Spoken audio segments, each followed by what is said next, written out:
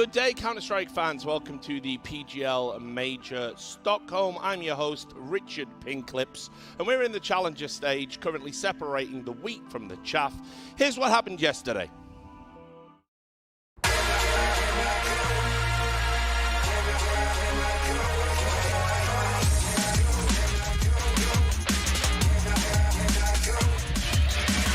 My brothers won't behave.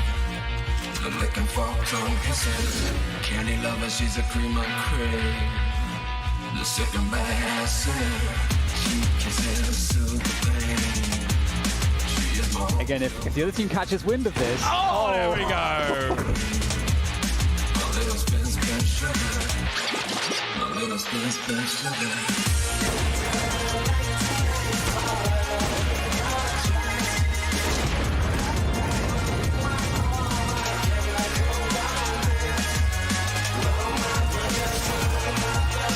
Couldn't have expected really all that more from Moss. Nice shot from Doto.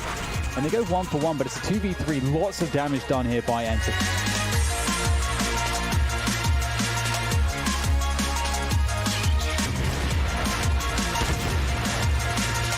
Hades will find 3 on the outside and shut it down once again.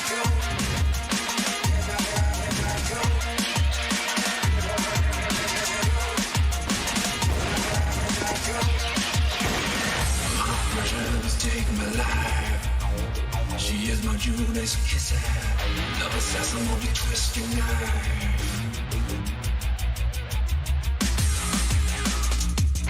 Maybe expecting Olofmeister put in the corner. Carrigan goes to the bench once again. Olofmeister deeper than he was on the pistol. Then gets the first play. There's the bomb as well. That's a great second frag, and he still has some position and a few bullets left.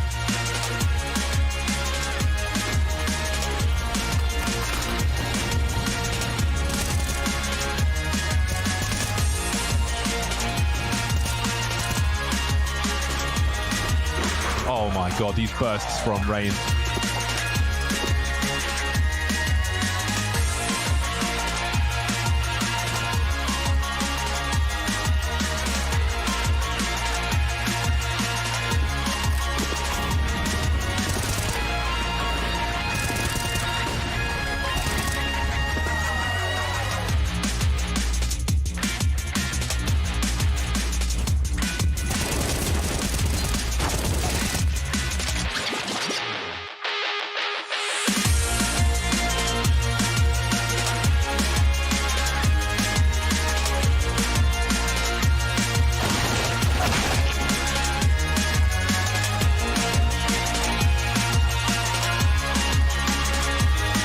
In the follow-up round with a Max 10. That is rare.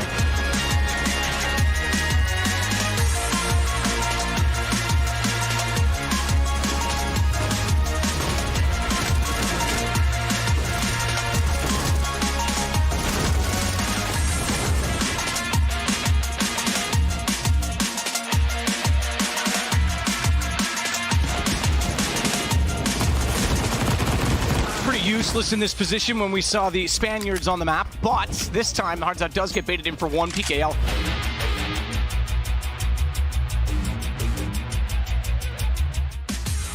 Close, the smoke goes deep. That covers off the right side as well as the mid-connector, but PGL's got one shot for 5-7, and just like that. Oh, that's a good flash. There's no smokes though, and there's 3 players, which just makes this a firing squad. Even boosted up. Pain is going to get absolutely nothing. So as you can see, already some crazy moments at this major, but we're not going to talk too much about yesterday because today there will be consequences. Joining me on the desk, we have, of course, got some of the best analysts in the world. We have Maniac, knows a thing or two about the majors. It's a lot more relaxing up here, though, isn't it, rather than playing? Arguably so. I kind of want to perform the way I did at the major. I love it. Decent. It's that drive that makes you one of the best. We got Blair as well. He's here. Away from the Weatherman segment. This is a lot nicer, isn't it? I know, it just feels so lonely sitting there trying to put on my Counter-Strike hat. So here I'm like, guys, I hope you're enjoying this, right? And here, yeah, I got company. This is much nicer. And of course, Janko, former coach, former player, joining us as well. And again, I certainly know from your time as a coach, this a lot more comfortable. Definitely a more relaxing environment, exactly. Less stress. You know, can just enjoy the games in the Counter-Strike and not get mad. No, well, we'll see about that. But anyway, look, let's take a quick look at the standings just to remind you a little bit about everything that's gone on. And of course, there were some big stories yesterday. We're not going to dwell on them too much. Godsent and Sharks are the 2-0-3 teams. Maybe some people had them in their pick'ems. I think pick'ems are a disaster so far this major. And that's mainly because if you look at the other end, FaZe, looking like the FaZe of old, they went 3-0. And Copenhagen Flames, the real surprise, the talk of the town, they are 3-0 through and resting. But as I said, today, a ton of consequences coming because some of the big names on that list there, they could very well be going out. The main game we're going to feature on the A stream is going to be VirtusPro versus Team Spirit. We'll talk about that last. Let's talk about some of these other best of threes. I'll tell you what we'll do. I'm going to start with Heroic versus ENCE.BIG. I am intrigued by this one, gentlemen. And I'll tell you why. Because obviously Heroic, you know, they've been playing well. We all know about the problems off the field. No need to dwell on that any longer. ENCE.BIG obviously had a great win at the start over Astralis, a dominant win. That was in the best of ones. We're now into the best of three. So I just want to pick your brains a little bit about that. I'll start with you, Janko. Who's got the better form and the better map pool here? I think Heroic does, but that doesn't mean ENCE.BIG doesn't have a chance of winning this game. You know, we were talking about Copenhagen Flames, Roy, he's been playing out of his mind. Well, the highest rated player of the tournament is actually Alien from ENCE.BIG, right? The main opera of the team. So that's why you feel like he's finally giving us some of that tier 2, tier 3 level performances that we've seen against that sort of an opposition here at the biggest stage. And I think that can be pretty dangerous. Heroic has shown us that, you know, they're not maybe as regimented, they're not without cracks here as they were in some of the previous online games. And that is, for me, the context. That is the narrative that we have to spin. Heroic comes here with one of the titles, one of the most improved teams we've had over the online area of Counter-Strike. They have a lot to prove. There's a lot of people out there just waiting for Heroic to fail, waiting for them to give them reason. We talk about Heroic 9-1 in the lead against Copenhagen Flames on map 3 that they end up losing. What is this? Are there a little bit of fragilness? Are they weakness, maybe mentally speaking? So for ENCE.BIG, you just enjoy the ride. It's 2-1. Your back's knocked against the wall. Heroic is doubting a little bit. That's your opportunity right there. I have to agree with both the points over here, but I'm going to say I have to give the edge to Heroic. Like I said, they have more to prove, and especially when you have someone like Cadian on the team, he's looking for the win over here. For ENCE.BIG, yes, sure, they have Alien, but they've only played the best of ones, right? They really haven't been fully tested like we saw Copenhagen Flames yesterday. But then again, if Copenhagen Flames could do it yesterday, why not ENCE.BIG? So I'm sure this game, I know we have 6 best of 3s here on the show today here, but I think this might be the game to watch, honestly. Yeah, and just to make it absolutely clear for everyone at home, these are all going to be best of 3s that we are talking about. Best of 1s, thankfully, are all done and dusted with. The other big name that's been struggling a little bit is mousesports. I couldn't even believe it when we were prepping for the show today. They can go out. Yeah, absolutely. They're playing Renegades in the 1 and 2 game, right? And Dexter going against his old buddies. That's a great storyline. They came up together, then he got the offer, moved on into the EU region, right? Left to his really kids. try and left his whole family behind. That sounds so mean, by the way. Left everything behind. If you want context for that, Google it. But yeah, mousesports, there's definitely higher expectations from them coming into this matchup simply because of, you know, Rops and Frozen, really. Like, that's it. Like, those two names are kind of raising the bar for them. I kind of refuse to live in a world where Rops doesn't make it to the legislature. Exactly. I refuse. I absolutely refuse. We're talking about a He'll player who's had refuse to live in a MVP. world like that as I'm well, sure I reckon. He would not, you know, like that. He was in the top 10 of the HLTV ranking last year. He's one of the very best players we have in the world. And I know the conversation is always around A-Core, and I've put it on the record. I am not defending A-Core at all. I think he's insufficient for the highest level. I've never done, by the way, despite all people would want to make me look like a happy unicorn. That's not the fact. But the rest of the lineup is... Shout out to Duncan having his morning off. If you're watching the broadcast, thinking about your brother. The rest of the team is so great. I look at the Frozen Rops and Beamus as well at times is you know, defending his color. So I kind of refuse to see that core go 1-3 at the major. That would be a disappointment for them. Yeah. I think the problem for this one is we talked about the mentality of this team and why we don't buy into it as them being a relevant team when it comes to, you know, being a contender and so on. This is a truly problematic series for them in that case. If they start losing to Renegades, right, God forbid they're down 1-0 in maps, does that team doesn't have a leader who's going to be like, hey, boys, like, come on, let's do this. You know, who's going to lead the way on the server as well with some calls maybe or some moves, some plays, and so on. You could feel just everyone is slowly like sinking in their chairs, right? And the game is slipping away from them. They can see it, but there's no one who can really do anything about it. That's what worries me about. But I can also say the same thing for Renegades as well, right? Let's be real; they have struggled quite a bit mentally as well. I feel like they haven't really played the level they could potentially play, and they've had very slow starts. You look at the game against Big yesterday on Inferno; they got dismantled. That CD side was non-existent, but they were showing a little bit of fight at the end over there. They made those games comparatively closer than it could have easily been 16-4, 16-5 games there. So it is interesting that I want to see how ENCE and Dexter's old teammates are going to be mentally ready for this particular matchup.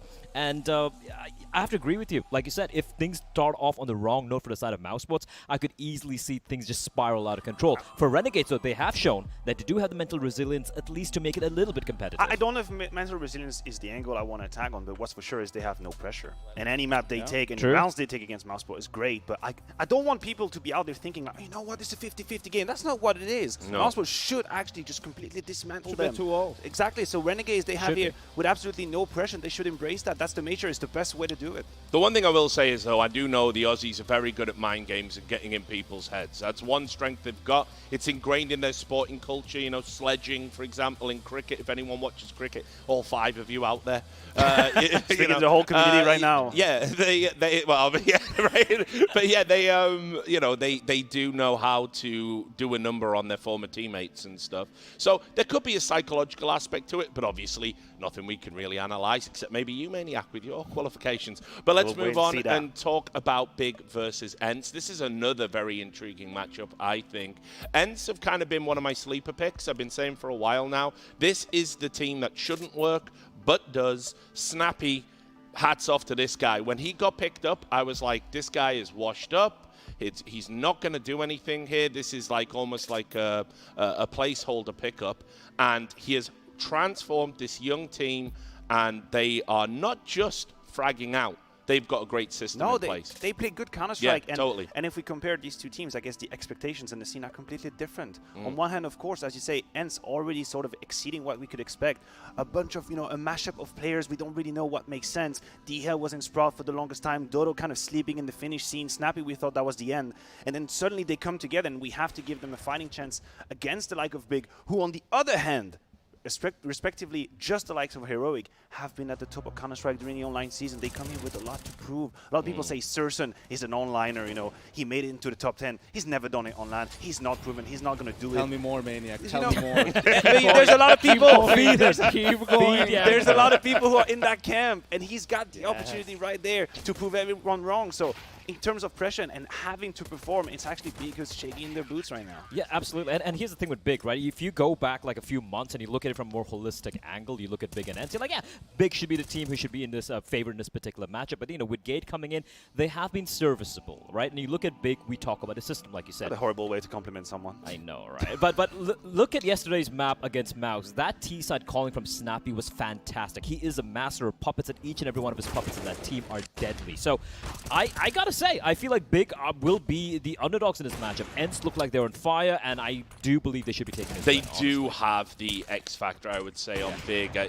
because the thing is, when they have competitive games when Searson and Tito play okay, but when they pop off, they pull a result out of nowhere that really surprises you. So the question really revolves around them, and of course, Tabson himself, probably one of the most slept-on star players we've got in the scene, right? Criminally so. Yeah. Criminally so. Tabson also a man that on the server will have by far the most major experience. We're talking about twice in the playoffs. He's done 5 majors. He's been there. He's been around the block. He knows how to handle that pressure. And I guess today is a very great opportunity for Tabson to be a captain with the capital C, really, truly rally the troops behind him and make sure they give the best, because a lot of people are doubting him against ENCE, where they really shouldn't. We should not be doubting Big if you look at the palmarès and what they have done. But the matter of fact is, we have to give ENCE a fighting chance. Yeah. The other one, we've talked a lot about Astralis, obviously. It's been a big storyline. We were all like, they're going to go out, they're going to go out. Now, suddenly, it looks like they are favorites to go 2-2. Because they're going to be taking on Pain Gaming. Look, I don't want to be disparaging about Pain. I watch them a lot. They've got some very talented individuals over there.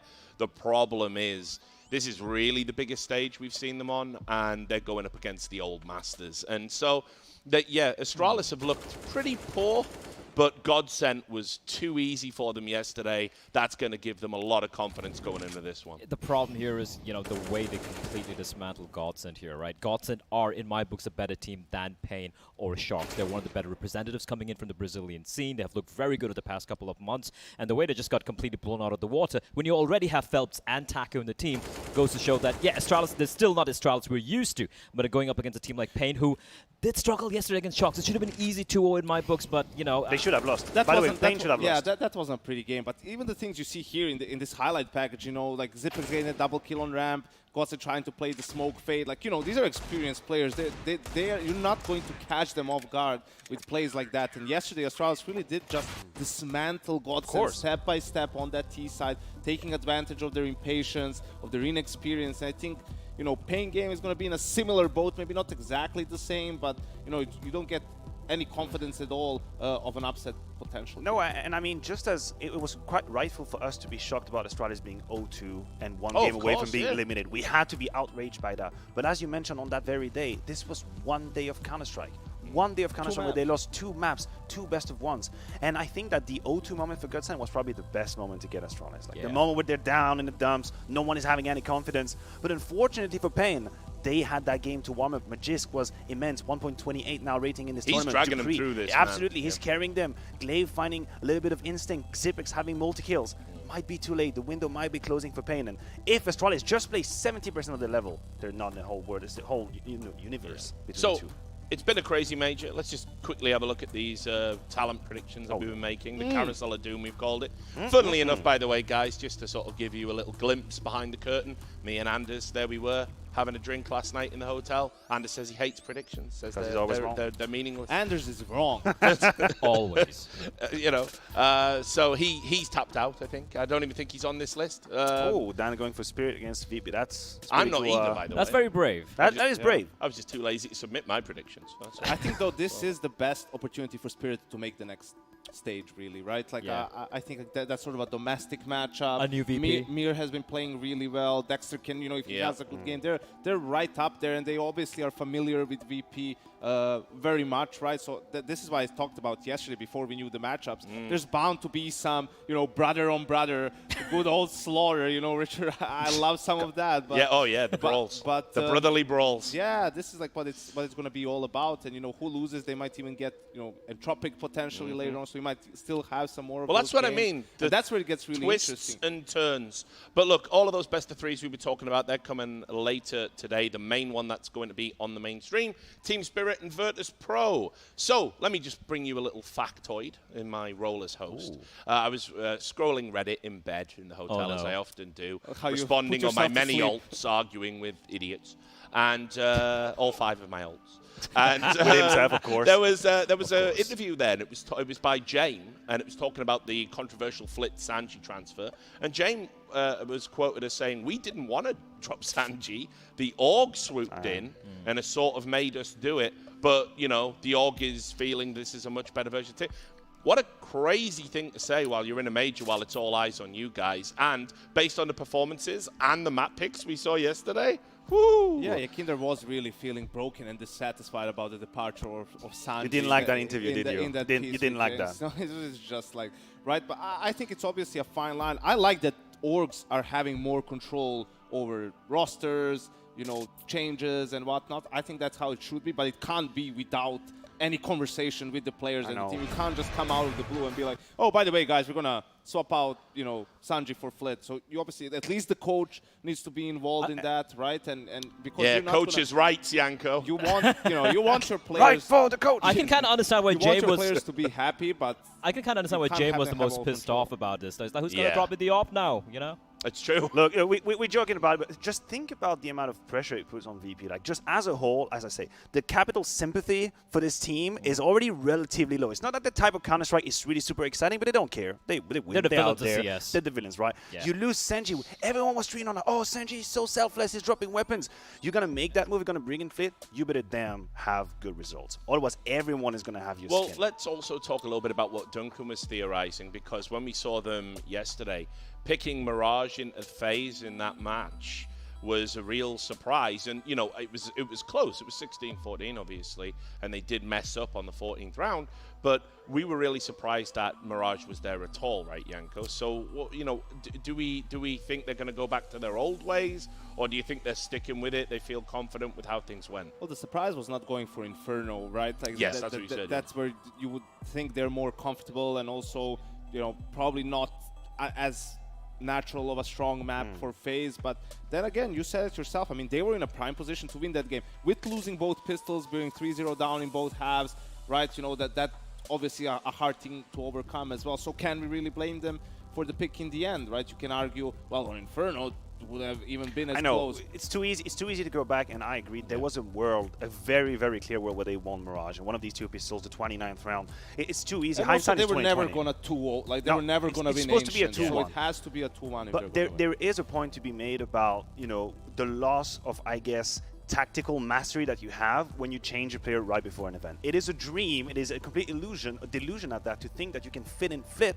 just right here, and he's gonna know everything about every map anywhere. There's a trade-off. There's a trade-off. He's not the same type of player. Doesn't have the same skills. Doesn't know the strike book the same way. He's supposed to compensate with skill, but it's a trade-off. You're losing a little bit of his strike book and your depth. And also the positioning for Flit, right? Like yesterday when they're playing it on the A side, I feel like he's one of the best players towards the cat area. Like I know you have Yakinder over there, but having him play a little bit more of an aggressive role, you switched out Buster to replace Sanji towards the B side. So again, you haven't really had too much time to work with, right? They're immediately subbing out Sanji and getting in Flit. So just confusing. That's the thing, like he is, like, you know, obviously a better player, but if he doesn't play his post, is he really, how much better is he, right? Like you need time to learn a position, learn the dynamics of it. So with all of that said, Team Spirit probably smelling a bit of blood in the water, right? I mean, this is a good time to sort of be taking on VirtusPro, where typically, as I said, for me, Team Spirit the last 3 months have been really underwhelming. They're always playing. They're playing in all these online cups. They grind away. Don't seem to win a lot of them. Don't seem to win a lot of games as much these days or have deep runs, when in the first quarter of the year, this was as dangerous as opponent as you could have faced. So what's gone wrong with the Spirit project as we come to this major? Well, the angle I always attack when it comes to Spirit is the mental fragileness of how they play, right? I've seen them many times, just one game away for doing something great, from finally exceeding to that playoff they need, that semi-final they need. And I see players just whiff kills because you could see there's pressure on them, which is why I think the 2-1 time is the best time possible for Spirit. It's a game where you don't feel that pressure on your back. You know you can technically lose that game, still be competitive, still make it. It's the best possible time for them to play VP. Had that game been a 2-2, my narrative would have been very different. Yeah, sure. and it's strange a bit, right? To give some, you know, background to the team for the newer viewers. Chopper and Mir played to get before, you know, Vegas squad. They were majors. Mir was one of these players. You were thinking, oh, what if Navi picks him up, or the Gambit that won the Krakow major, right, and so on. Sam Dayang, he was a young and up and coming like talent, like great firepower, Magix, also mechanically really. So these are all like stars at different points in time of their respective teams. True. Chopper turned into the in-game leader role, similar to like what we saw from Apex or Boomage, right? Kind of forced into it. Dexter, obviously, the rising star on the opposition. So the firepower, you know, the talent is there. These are not, you know, there's not a Sanji on this team, really, in terms of skill, to put it that way. So, but it's just them not being able to make it work really as a team, as a unit, and just the team at the same time. So keep the conversation going. We have got the veto. It's going to come up now. We'll just bring this up for you. Any surprises there? It looks like they've been listening to you, Janko, because we got an Inferno coming in there. Yeah, they go back to the Inferno. I mean, for VP, that's a clear a pick for them. That's where they've had, you know, a high win rate, good success, even when they were in a slump as a team. And we see Spirit, probably a sign of why FaZe in the opening matchup went for Overpass over Ancient against them. Maybe it's something they've seen in practice, or, you know, seems like Spirit is perfectly happy to go for Ancient. I'm going to say here, I'm a little bit displeased. I'm a little bit displeased, honestly, with the Ancient pick, because I've seen what Spirit can do on Overpass. It wasn't too bad. And I'm looking at some of the results they had on Ancient. We're talking playing against team like AGO, Skade, and Indi Ire. I don't even know if I said it incorrectly. That, to me, it doesn't give me a lot of faith. This seems like a punish, where obviously there was a weakness in the map pool for VP. but can you actually really play them up to a high level? No, at this point, you play to your strengths, especially looking at what's on the line over here. At least in front of coming in from VP, it's a map they're comfortable on. They're going, maybe they listen to the desk, maybe who knows, right? But for Spirit, I really expected. No, let's be real. Maybe the 5 people on Twitch chat, perhaps. But yeah, Ancient, I feel it's still, you know, even though we've been playing the map for a while right now, as your map pick coming in, maybe it's a decider, I can totally understand it. But as Yanko said, Overpass would be a great pick, honestly. They look good against Tyloo. How much of a difference does it make, though, that they've got that FaZe versus VirtusPro demo from this major on Ancient that they can go and mine as a resource? I think it makes at least a little bit, it's a little bit of help. But also, when you're going into a veto, you're looking to win the series as a whole. You're not looking to, you know, 2-0. It doesn't have to be a 2-0. So if Spirit picks Overpass, there's no Ancient as a third map for sure, right? So maybe they're thinking, you know, this is what gives us the best chance to win the best of 3 as a whole. I think Spirit also has a chance on Inferno. That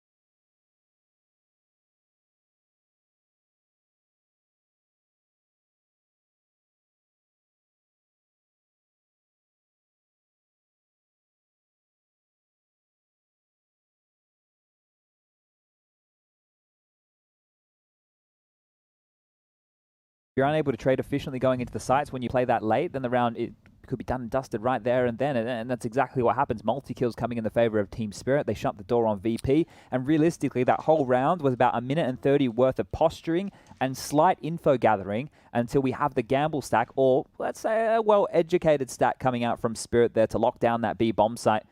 Smiles on the faces, and looks like we do have a little bit of a technical timeout as you're seeing the headset coming off of SDY. I don't know if any of you tuned into TI just the other week here, but Spirit were the ones to actually take the whole thing home in the Dota realms, and I'm pretty sure that admin was behind the TI teams as well. So they're lucky mascot. Behind him. Yeah, well, I think VP was there as well. Like a lot of the big Counter-Strike names are also over in the Dota realms too.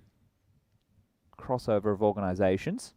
Yeah, and I mean, Team Spirit it's like the equivalent of Copenhagen Flames walking in and lifting the trophy here at the major. Yeah, you know, like that they had the Cinderella story. They had it. I love the sass that they had as well. Like in the game against OG, like I think it was Toronto, Tokyo.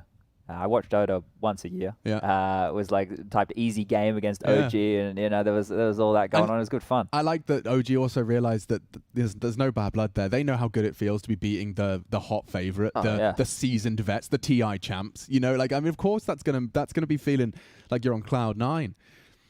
Well, hopefully not in Counter-Strike, but Now, looks like we are going back into the realms. A couple more rounds of our first half here in the first map of this best of 3. 2 wins, 1 loss. Looking to secure legend status. And there's going to be a very uncomfortable set of big names due to shortcomings. Astralis a good example where you really do want to secure it now. Secure it today. Kick it, securing double entries on Banana. Spirit gagging for a fight. They're going through it? Nah.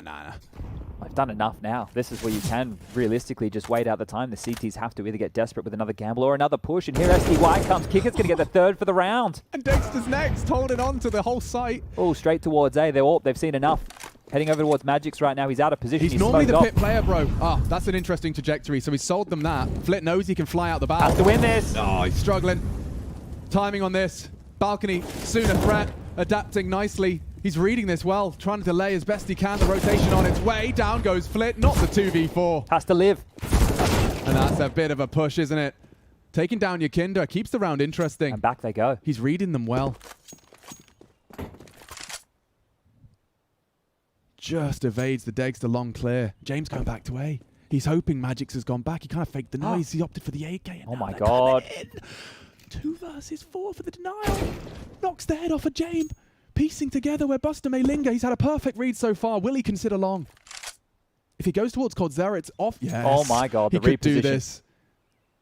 Magic's looking for his 4th, but a 2v4. Buster with a hard clear. Magic's how quick can you click? Oh! Okay.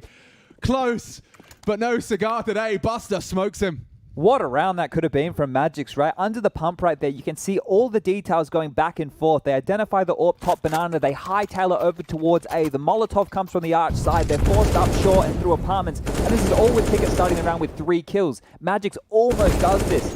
Almost wins them around from nowhere. Look at all the pressure here. He knew he had to scamper through Moto into the site. He delayed the best he could. Dexter gets there but does nothing.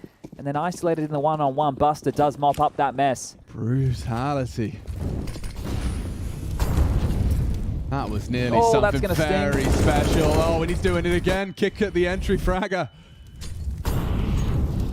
Yakinda's at T-spawn. Kick it's at top Banana. A roll reversal. Mir is lucky to be alive. 2 sets of shrapnel from 2 different HEs now. Leave him at 24. That was one of the things, right? When we first had Yakinda join this team, I think we had an interview with the likes of Kickit, and he was saying, yeah, we got 3 entry fraggers in the team right now. Buster, Kickit, Yakinda are all able to get aggressive, and today, Kickit's the one doing the honors. But now they can actually stabilize with this number advantage here, the half win. There's 4 more kills away right now for VP on their map choice, but information, name of the game again. And they call it clear, but they need to rotate. They need to rotate now. SDY's on his own. Yeah, Mir returning to where all that damage was done to him. He's been equipped with the AWP. He went shopping. Dexter gave it to him, but it's not going to be easy to contribute anything here. At least not with the AWP. They're cancelling the boost. It was very loud. They haven't opted to free fire it. everything lining up for VP here. Yeah, VP's round to lose. The 8-7 finish to win out their T-half. 2 mollies and a flash. That's all they've got for the retake. The kits are nice, but this is going to be difficult to break. I mean, this is hard mode, yeah. Good luck, have fun. Buster already lining up a couple more heads, and that's Magic's just desperately trying to find a way in. A missed shot from James is something, but that's a nade from Flit. All that utility, the speed by which they took the site. And now all on to one man. There you have it, VP 8. Team Spirit 7. I mean, for a recovery though, Chad, you have to remember how it started. Yeah, Team Spirit did a good job to get them back into this, and then VP with the bounce back of their own here. It tightened up to a competitive, I want to say last 6 or so rounds where we really saw the teams going toe-to-toe. And now that we flick on over, this is where we see maybe some of the woes coming through from VP. And I know on the T side, you know, it can be a bit more difficult in terms of like how quick you want to react and what strategies the teams like to run. But the CT side, in terms of the chemistry of holding positions, this is where VP won't have what Spirit have, at least in theory. Now, Flip, pound for pound, compared to Sanji, right? He's a better fragger, but he's also hasn't been asked in the team that he played in before to drop guns every single round. So this is where we're going to have a bit of a discrepancy here, and I think that's why we will see a different looking VP, not just in the names, but in their approach to the game going forward.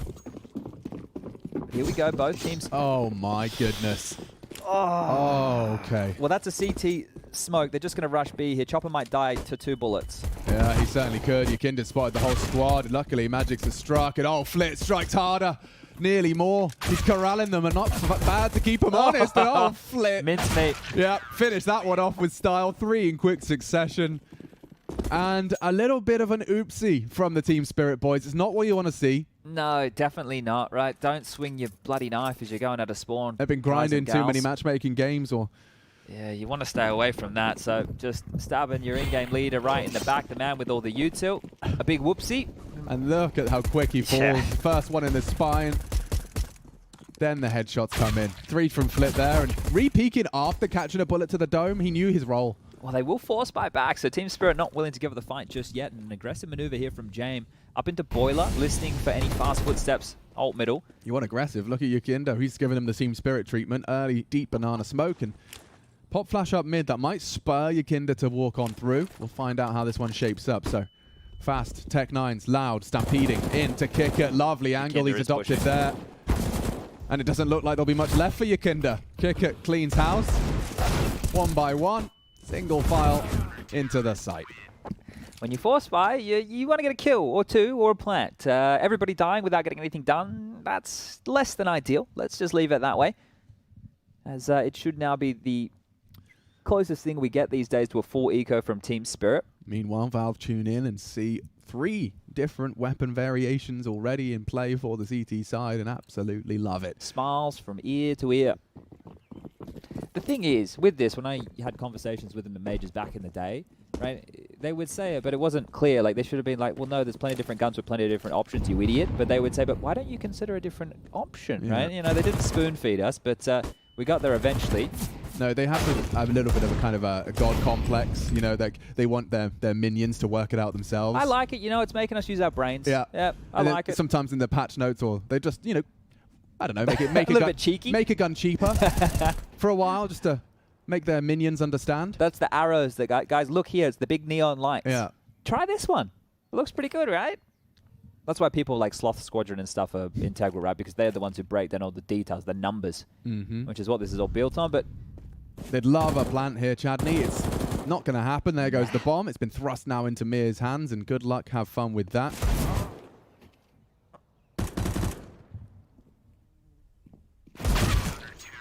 James going to like that. Kill with the SMG. Bit of extra dollary dues coming on through. And 11-7 the scores now read. AKs will be coming out for Team Spirit now. And if their first half and their banana aggression was anything to go off, be interested to see if we do get a carry through of that here on the T side. That unrelenting fight for territory. Could find a few issues here because James AWP is out immediately. He's given that UMP over to the likes of Yukindo here. Plenty of cash for the VP side of things as well. And they're going to be operating with a 3-man B defense early. James posted down middle, an aggressive stance, taking the pick to second. The flash is good. The warning shot fired. Now Spirit know what they're working with. I like this. Slink it on up, flashed on through, aggressive footsteps heard. Kick it out of position, he's down. Okay, a 3-2 split. They're wrapping around the A site and Chopper plucked out. James on the site outline. Great angle. He's thrown a little one-way there. And he's absolutely dismantled this. Split and James, partners in crime. Execute the spirit wrap. I mean, in terms of T-side, you're saying you like it. You couldn't ask for more. Seeing all your players on the site, taking down the long player initially, you've got the room to move and flank and strike in unison, and I think Flitz Smoke did a lot there. Yeah, you could tell that was reactionary from Spirit Rap because as soon as they noted where Jame was, right, they get the flash, they take top mid control, Kicker is rotating in. They were trying to punish the arch side, which is where that rotation from the B defender has to come back on through. They're able to thread the needle there, but instead of hitting the brakes, they try and get on top of that. And normally, if an AWPer is stuck in a very rough position, like in the A site, and you crossfire, you're coming in from both short and long, he's going to pivot 180 degrees, right? But that Flitz Smoke, that one way into the double kill, cheeky. And it's put Team Spirit in a position where they have to take a timeout and discuss their finances here. No plant, not enough to buy, enough for a half purchase, and this is where you like to see a pocket strat come out. And that one right there, look, the flash has gone off just after he's pulled the trigger, or just before. I mean, the smoke serves so many purposes. Like, not only is it maybe reactionary because he knows they're going to try and run down our AWP, he's just made it clear he's on site, but it blocks James from being vulnerable to any funny business on short while he plays around the boxes and continues to be a viable defender of the site. Very aggressive from Mir. I think the incendiary forcing him forwards, and this boost typically good for the T ramp, but it'll just be the warning shot for now. Half buy, couple of pistols, and already got the casualty of one. They're already aware of this, right? They can tell it's going to be Apartments Waterfall. Two of them, one from Pit, one from Graveyard ready. Ooh. At least a bullet connecting, but there's plenty of VP here, as you discussed. They know, and that hurts. SDY. Nade down the gullet. One by one they fall. Yeah, if I'm the observer team, I'm just going to keep from the 6 to the 0. I'll keep my pressing those buttons. There is nothing for Team Spirit to be doing right now. Yeah, and we were talking about just like the lack of kills in the rounds that VP were getting in the slew. Team Spirit were able to post on their CT side. Having a look here at the 5 in a row right now that we've gotten. It's only a total of 3 kills in those 5 and not a single plant. So things are going miserably right now for Spirit. If you're a VP fan, things are going great, right? There hasn't been a single threat so far on this CT side. Money, awesome. Everybody around that 10K mark. And the heads need to be scratched right now for Team Spirit. They need to change the dialogue here. Freeze time ticks on down and we get back underway. Damn. That's interesting. I'll just take a look at the opening duel stats, and both Kickit, respectively, Chopper for Team Spirit, are both leading and taking 9 and being involved in 9 opening duels each. Wow. Both winning 4, losing 5. Okay. That's a lot of util down. Your Kinder aggressive now, 32. Oh, bullets are in absolutely the right place, and Magix has bailed himself out of trouble. Bailed his leader out of trouble for a moment. But this pressure is relentless, and look at the fights we're getting. This is a very different flavor than what I was expecting. This isn't the CIS Counter-Strike we all grew accustomed to throughout the online era. This is very biffy. It's very biffy. Use the term deathmatch here, and you can just see the kills happening all over the map and people willing to go for fights. I mean, I suppose this is also not only a product of LAN, the major, but the fact that you've played 30 official matches against each other. Like, this is you're no longer playing A plan, B plan. This is the counter VP, counter Team Spirit plan. Well, this right here is a massive gap for Magix and Dexter to thread right now. If they can get on through, get into the site, and get the bomb down before James is able to find a kill, they might be able to fortify this A bomb site. Now, James, if he came through the apartments behind, that's one place you wouldn't be too ready for this quickly, but multiple smokes, couple of mollies in the mix. They're being lobbed out now, and here comes James. I don't think they're ready for it this early. This is so naughty. Dexter had a look. He's considering it. Oh, but just as he pulls the nade out of his satchel, he's booked and kick it. You know he's walking through that. So does Magix. Not, oh no. He got very close to a beautiful clutch previously. Need to plant. They need this money. They need that $800. He's not going to get it down now, Chad. They're just going to walk him in. Yeah, wall bang him. Lost. Nade him. Oh, well, he does get the bomb down at the bare minimum. Had to do that, right? That's the only way they can stay competitive with another buy. I understand that they need the round as well, but in a 1-on-3 situation like that, it was always going to be unlikely he would go for the win, will be able to get the win. So yeah, they get the bomb down, but so far the goose egg here on the T side I can come back through, and the timeouts, if you're Spirit, you may as well continue to take whatever you have left at this point. You're in a hard spot. VP looking very, very good here. Nobody is slouching right now. Top end of the scoreboard, you've got your Kinder and Flit on 17 apiece. You have 15 coming in for the likes of Kickit. 13 for James, Buster on 11. And yeah, James looking confident again. Picks down mid, picks to second mid. Gets on out with the timing here. Willing to have a look. Oh, they already tried this round. They have already... Oh! Unconfirmed damage, but they're straight into it. Okay, Chopper's got him. No, he hasn't. Kickit's still doing more. Going above and beyond the call of duty. He nearly takes him down on his own. He's got James to call upon, so long, no issue. And VP, this is such a CT lockout. We had a competitive half, Chad. Oof, this is like Copenhagen Flames yesterday against Heroic, right? Once they moved onto the CT side of their Vertigo, they just destroyed them. And right now, VP are doing exactly the same here. And the thing is, if you want to contrast the T sides, VP running down the clock and then playing late with the mind games and forcing Team Spirit into gamble stacks, you can see the difference. Here, what you're getting is Team Spirit going for all-ins early, and the rounds are pretty much done and dusted within the first 20 to 30 seconds. SDY tries his best, but yep, some die young. Well, he is dead, and that's going to be 15 to 7, just one more round required. Now, this was VP's pick. Let's not forget that. This is something they definitely felt like they were most attuned to convert. I did say I was going to give up on Spirit, but I predicted them again. So I guess I can predict them until they're eliminated, and then I can't predict them anymore. Yeah, well, I actually have both Spirit and VP in my pick'ems, so I'm cheering for We everyone. can still get both, you know?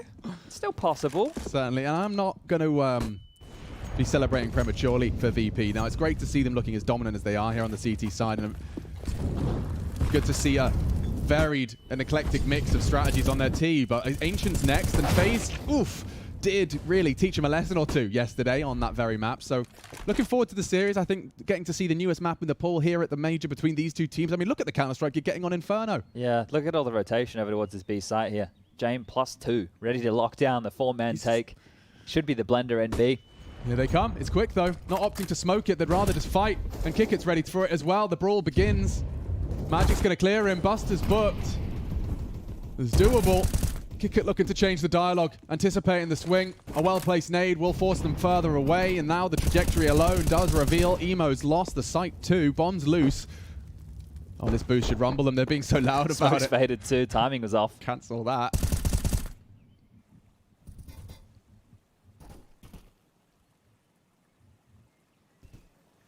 Silence falls for a second, and it's not necessarily planting any doubts.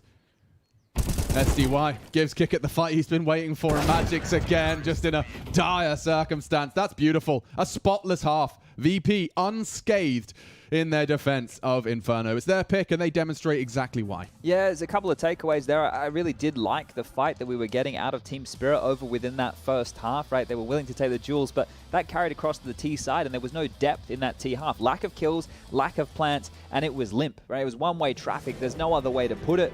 Really good signs there from VP, and this is what you want to see. I mentioned it at the start of the cast, I'll mention it again. 3 out of the 5 players within this team were in the last major grand final. Now look, that was 2 years ago, and look, the roller coaster that Avangard into VP have been on over those 2 years is all over the shop here. But it's good to see them coming in with this form, and I think if you take a little bit of a look, if all the favorites do win their matches today, right, Team Spirit are likely to take on Astralis tomorrow. So if you Team Spirit, this is a very important game to win. Astralis, even though they started the tournament 0-2, they're heating up, and I don't think they're going to be an easy beat for anybody anymore. So a lot of question marks to Team Spirit to ask themselves before they go into this second map of play. The desk was talking about it. Was it a gamble? You know, should they have gone with a map that maybe they feel more comfortable on? Is it a punish? What were they looking to do in this environment?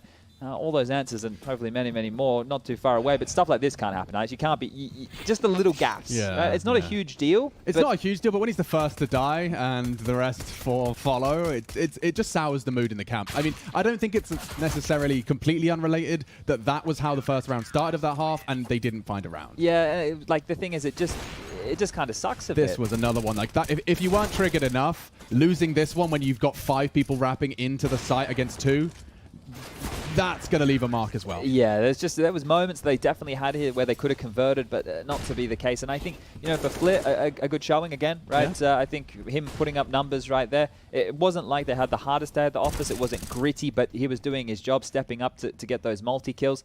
So it's still obviously extremely early days for VP. They've come on in. The first time that we're seeing this team with this formation playing officials is the major. So every day that they're able to get more practice under their belt, just like that, things are looking better and better. So yeah, I can't wait for Ancient. It's a map that you and I do enjoy, and I'm interested to see if VP have been able to fix any of those holes from the FaZe game just yesterday. We'll see if it goes as long as Sharks Pain's Ancient. Oh, that was quite the affair, wasn't it? It really was. We are going to, however, catch our breath. You can go hydrate. Tell your friends to tune in to catch Ancient and see if these boys can teach us a thing or two about the newest map.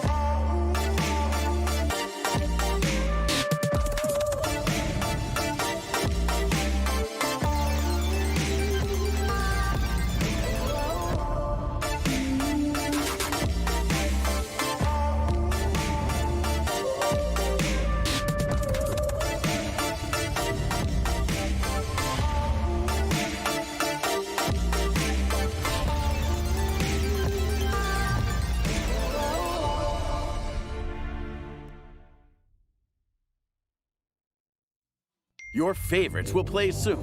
You hope for the win. Excited about the game. But something has changed. You start to doubt. Will they pull it off?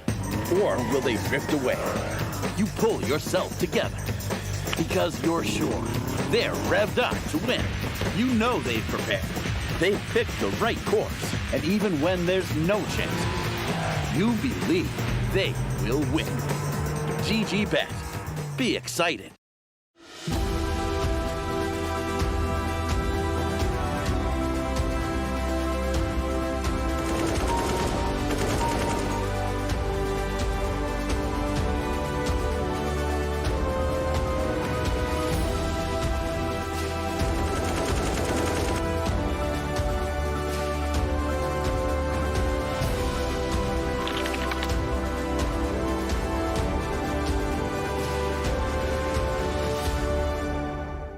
So we're here in Stockholm, and I'm going to be doing some quick fire questions, but in a different style. When I say quick fire, they've got to be quick, but the lift could be quicker. We're going in the elevator up and down, and they've got to answer as many of these crazy questions as they can.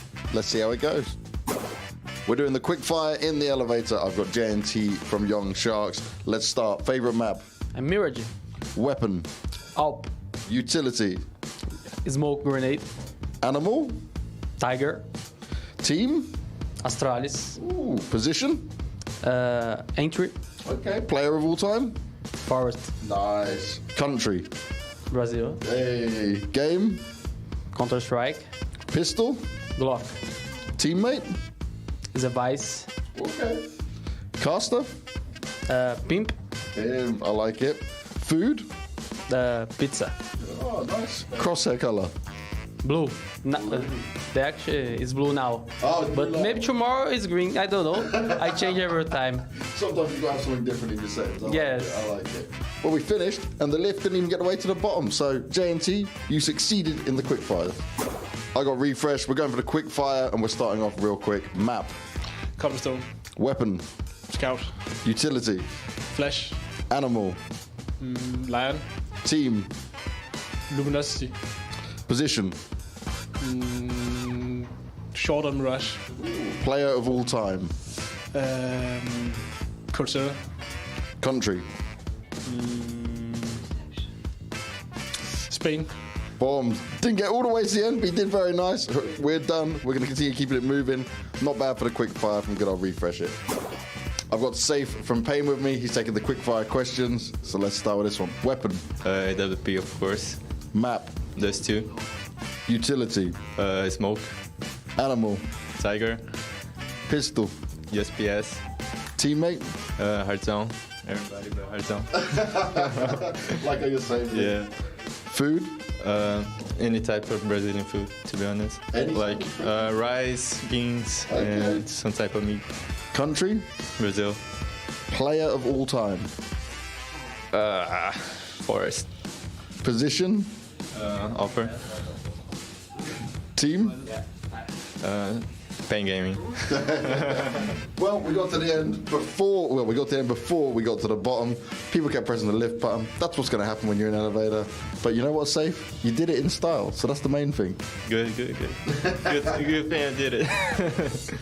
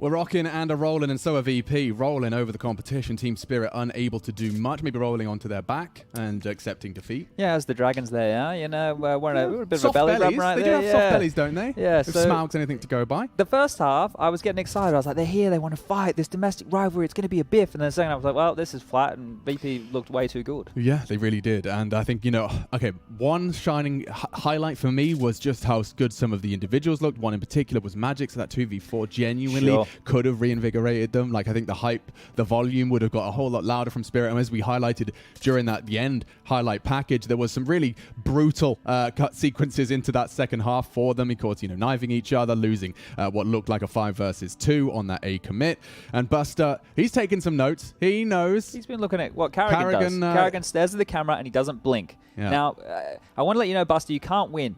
You actually can't win, but I like the effort. Chopper not up for the same games, and I can understand why. Probably needs to refocus for this one of Ancient. It is their pick, and it is a map that I think is still evolving in front of everybody's eyes, right? As we turn our attention to this one right here, if you're a newer viewer, this is the first major with Ancient. It's a map that was introduced to the pool a little bit earlier in the year. It's actually removed Train, and it's a map where I think that there's still a lot to discover on how teams really want to set the meta on this. Now, we know how teams are playing it pretty much these days, where the B bomb site seems to be the go-to. That's not what I've really witnessed within the CIS realms, whereas when we tend to watch their games, they love a good A execute, and we know how difficult it is to execute onto that bomb site. So curious to see how it settles in today. And if history's anything to go by, like, I just think everyone could use a little bit of a reminder of just how horrible Vertigo initially played, just how horrible Overpass initially played, how weird Cobblestone was. Like, I just want to make sure everyone's on the same page that, if you're vehemently against Ancient right now, fair play, man. You do you. But watching this evolve, watching how the pros are working with this brand new environment, new angles, new fights, new boosts, new smokes, everything is, an even playing field. There's no players that have had less time on this map or access to it.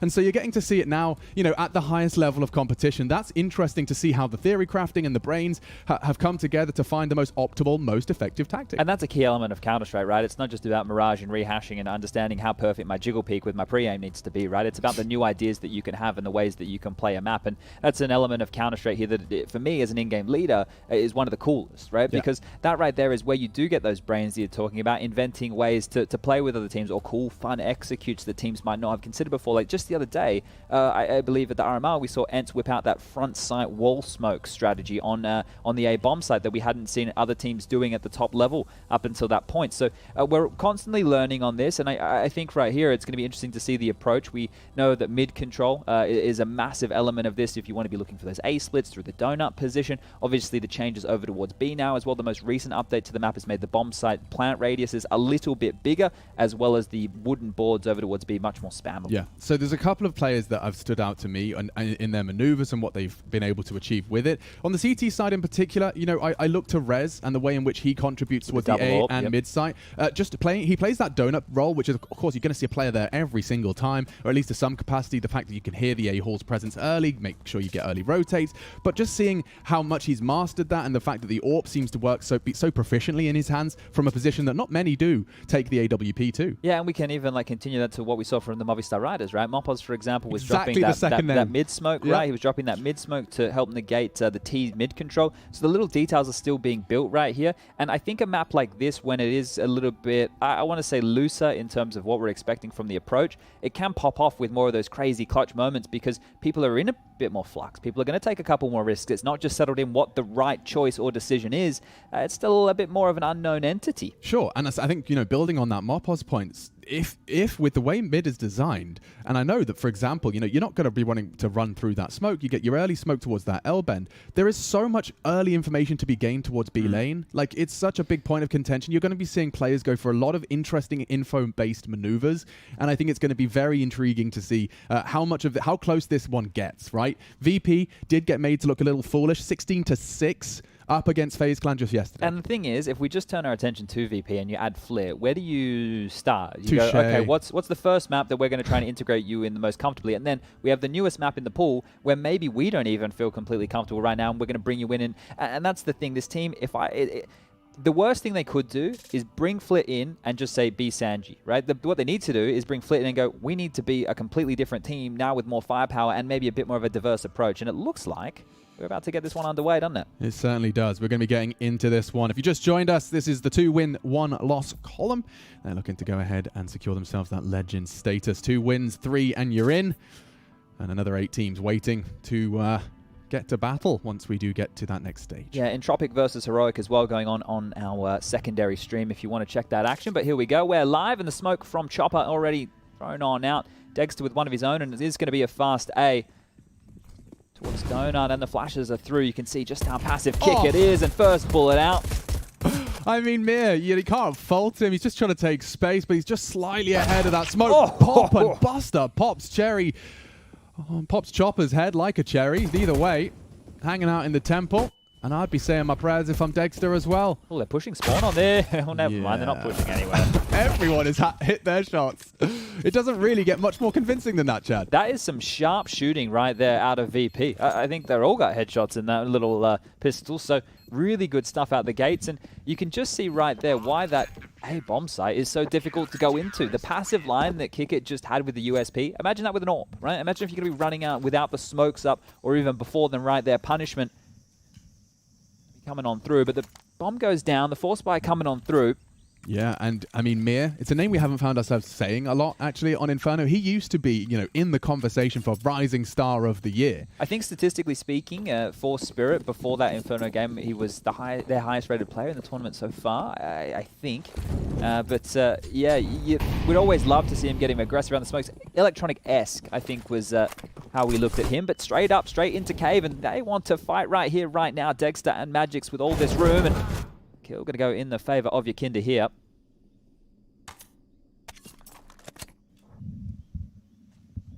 They've already been able to stifle out this early pressure coming on through. Yeah, mid was smoked. They're going to wait for that fade, and it's Flit's responsibility to at least report back. You can see James going to give him a flash for info. Boop. Have a look. No one's home. Chills his beans. But with red smoked, it is on Flit. Isolated at this point. He's got Kicker in support. Bait and switch. Lovely. Flicked by VP. Magix has won the duel, though, and it's a big duel to win. The B site, little do they know, is wide open for business, and they're actually walking straight into the Dragon's Den. Rotation required. Kinder and James concerned. That's a big find. Flit looking for the answers in mid, and he's actually found a headshot instead. There's a lot of gaps right now. Yeah, they're actually rotating to the wrong site. So what was previously full, our VP members is now barren. And at the 30-second mark, they'll start feeling a little too quiet.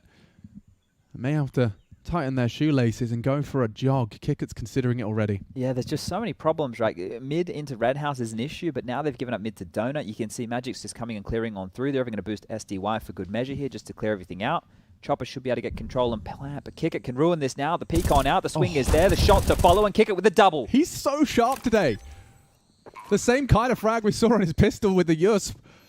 And now Chopper, a missed shot. He won't get another. Kicker is a man possessed today. 4 in that round, 2 in the pistol, and he saved their hides. Like, that could have been so much worse for VP. It looked like it was a Team Spirit's round to lose. It looked like a lost round, right? Yeah. It looked like a lost round there because as soon as they gave it the bomb site and nobody was there in time, Kicker is so lucky to get there in the perfect moment and to hit the shots. No easy feat. Another bomb goes down. But VP keeping so many players alive, they even scoop up that AK-47 for Yakinda to carry forward. And here we go. Let's continue the strangeness, shall we? Spirit are going to go for another buy off the back of that plant. And this time round, it's 5 Galils, everybody with one across the board. There's util around this as well. They have enough for mid control. They can smoke off the donut. They can do the molly in front as well. A little window smoke to boot. This is a deep smoke here from Kicker over towards the long doors of B. That can help facilitate more aggressive maneuvers. There it is. You're going to see that one bloom. Having to run through the grey screen is Chopper. And there's another smoke. It's layers. You will not go fast B, is what that set of util has said. That one at the top of the B ramp right there is... Oh. Where did that dink come from? Where did Chopper's health go? Did Yakinda shoot a bullet? Where? What? On the same frame he swapped nades, or was it... There's no other explanation. I just didn't see it happen. Anyway. Okay, well, Chopper, the walking wounded right now. 10 HP for him. Oof. Here's that mid control. Loving this. Now, it's likely Flit and Kicket's responsibility combined. Kicker has to worry about Donut as well as A main right now. So a lot of responsibility again, but so far he's passed the test with flying colors.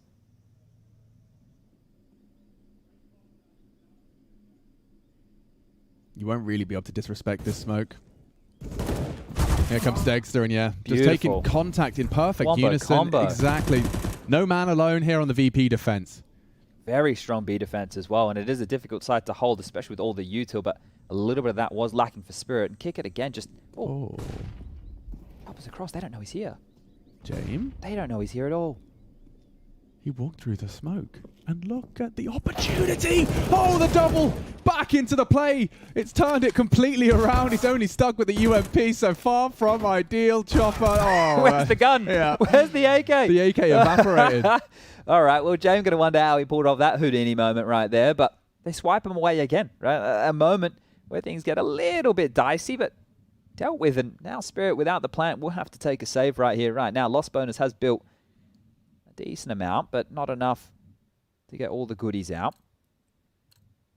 VP's CT side though, that was that was the most convincing one so far in terms of team play, not just the individuals like kick-it saving the day. The weakness right now, well, I guess they're being a bit more dynamic here, so they've just sent 2 towards middle. So, oh Jesus, Joseph and Mary caught in no man's land right there. Flit, jumping, not looking. They've got that B control. Lucky to be alive. The Deagle of Mir not landing, not hitting anything on target.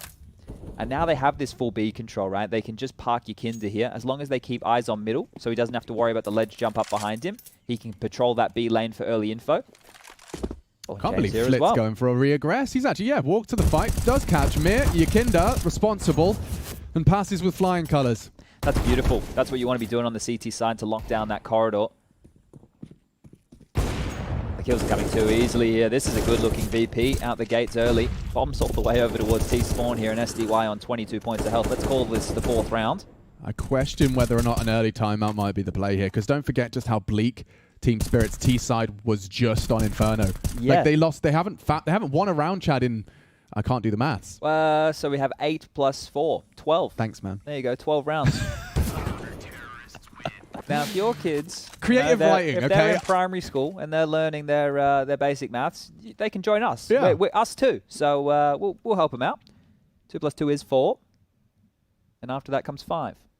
I believe so, and 10 is more than 9, which is the amount of players we have in the server. Confirmed. And we do have a timeout. All right, and I could spell it for you if you wanted. Yeah, do it. T. Yep. I. M. Out. Close enough. Yeah. We'll give you an A for effort.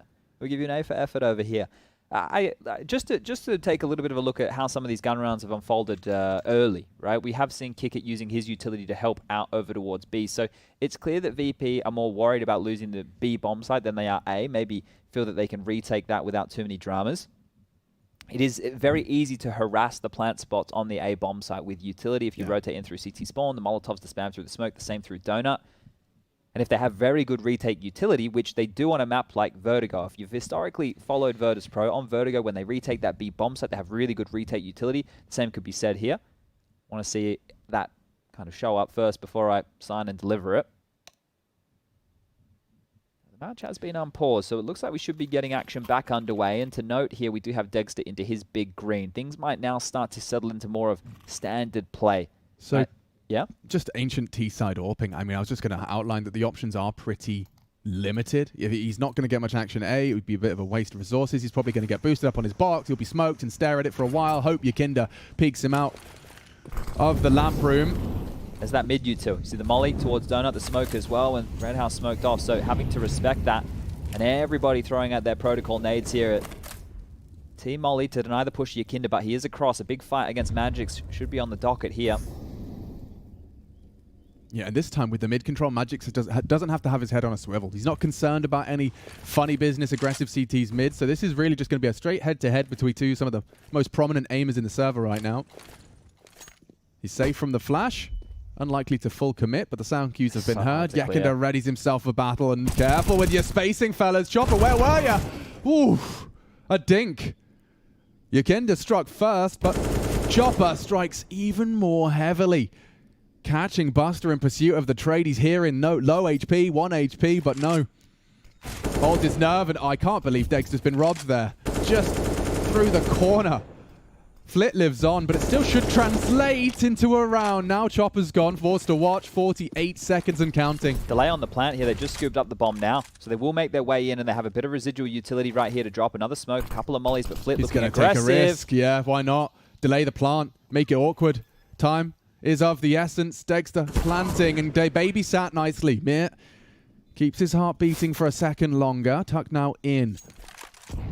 We're talking about retake utility. Well, Kickit is alone. Dexter confirms it. Dexter, what were you up to? Goes hunting. And now, with all the retake package, SDY is going to have another duel with him. No! No! Oh my god, he knows where you are. And he's going for it because he's a pro and he doesn't fake the 1v3. A heartbreaker for Team Spirit. And Dexter's going to slap his palm to his forehead. What is that? 5-0.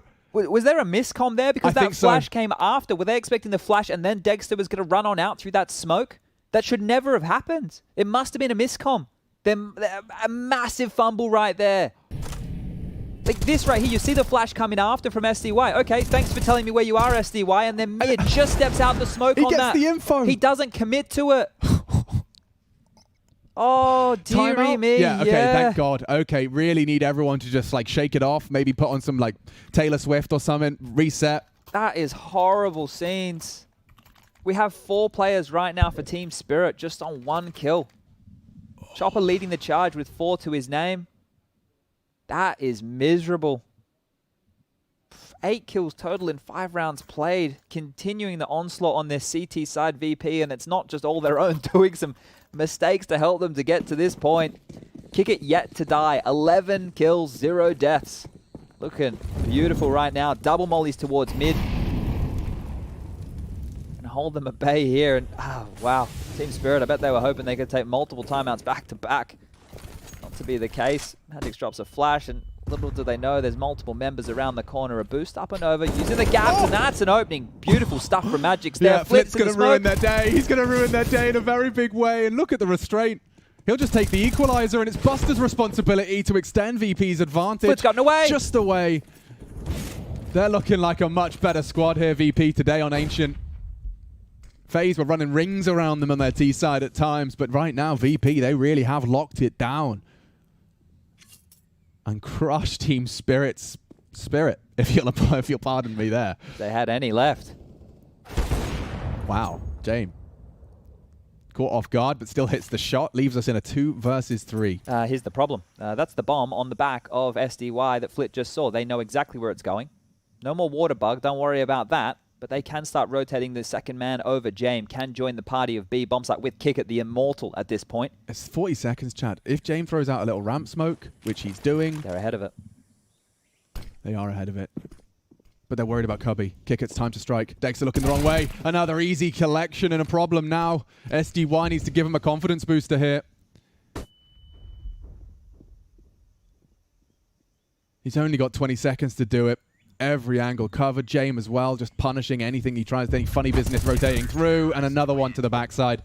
Kickit, neither of his kills looking at him. Nah, and now just sitting pretty. 13 kills. How long is it going to take until he dies? Let's see. You wanna put some odds on this? I'm gonna. Now that we've pointed it out quite clearly, it's probably going to happen this round. Yeah. So how much do you believe in the caster curse? Oh, it's real. It's real. So you think this round Kickit will die? He will. He'll be the opening death. I'm going to give him 3 more. All right. I'm feeling lucky today. And double mid util again. Both mollies completely laid on the floor there with Flames. Rotates towards Donut. Like the setup I'm seeing here in Buster. No, man. You can't see anything, mate. Leave him alone. Spirit have lost 14 rounds in consecutive fashion across these 2 maps. And oh no. There's nothing to show for this one, Spirit. Destruction right now. They're trying to take some chances, but VP, they're switched on. Something. A slight shining light. Another dink. Yakinda's vulnerable. Trying to dump his util to bide some time. How is he not dead? Oh, he's not going to live, is he? Oh, no! There's nothing more to be said. How is he alive and he's got 1,500 smackaroos into his bank account? Oh. Okay. I am not a Team Spirit player, but my heart is breaking. I mean, just... no, man, no. That sums it up quite nicely, I think, everybody. Well, it couldn't be going worse right now for Team Spirit. Like, I know, like, you know when your skin gets all hot and you're messing up your angels? That's not for the major. That's not for the legend spot. These boys are going to be feeling all kinds of unfair and uncomfortable human reactions. Discombobulated, I think. Yeah, this is horrible. I mean, this is a start. You haven't seen a Spirit opening in some time. Yeah, and that is going to be the second kill of Mir here today. So they have something to work with, you're right. And to return to the analyst desk conversation, I still find it interesting that it's a component with Ancient being in the pool, but is them picking this against a team they played oh so much, you know, actually a demonstration of their mental fortitude on their own confident picks? Yeah, it's a punish. It's not a confident pick. You're not picking into your strengths. You're trying to pick into your opponent's weaknesses. Yeah, and right now they've gambled correctly. So VP is set up for success again, even with the man down. Yeah, there's another. I mean, a 3v5. Everything suggests this is Spirits to collect, and now a dead James. Surely. There should be absolutely nothing more to be said about this one, and Buster confirms our suspicions. And Kick It went down. So there we go. That was 3. Was that 3 or 2? Yeah. I think it was 2. Like that other round happened so quick. Yeah, I think it was 2. Okay. I think it was 2. You're all right. Yeah. So we split the difference. I said 3. You said 1. We'll be in the middle on 2. This shot from Buster here, likely. I was gonna say to go on down.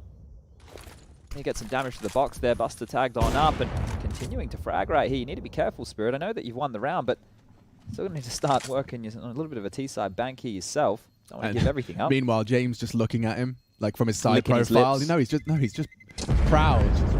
What a save. Nice, man. That's beautiful. You've seen him. You learned from the best. You've seen me do it many times before. Yeah, but he's just looking at him like, because he knows that's coming straight to his hands. And we will be getting back underway. Their finances are swelling. I mean, that's to state the obvious, given the score.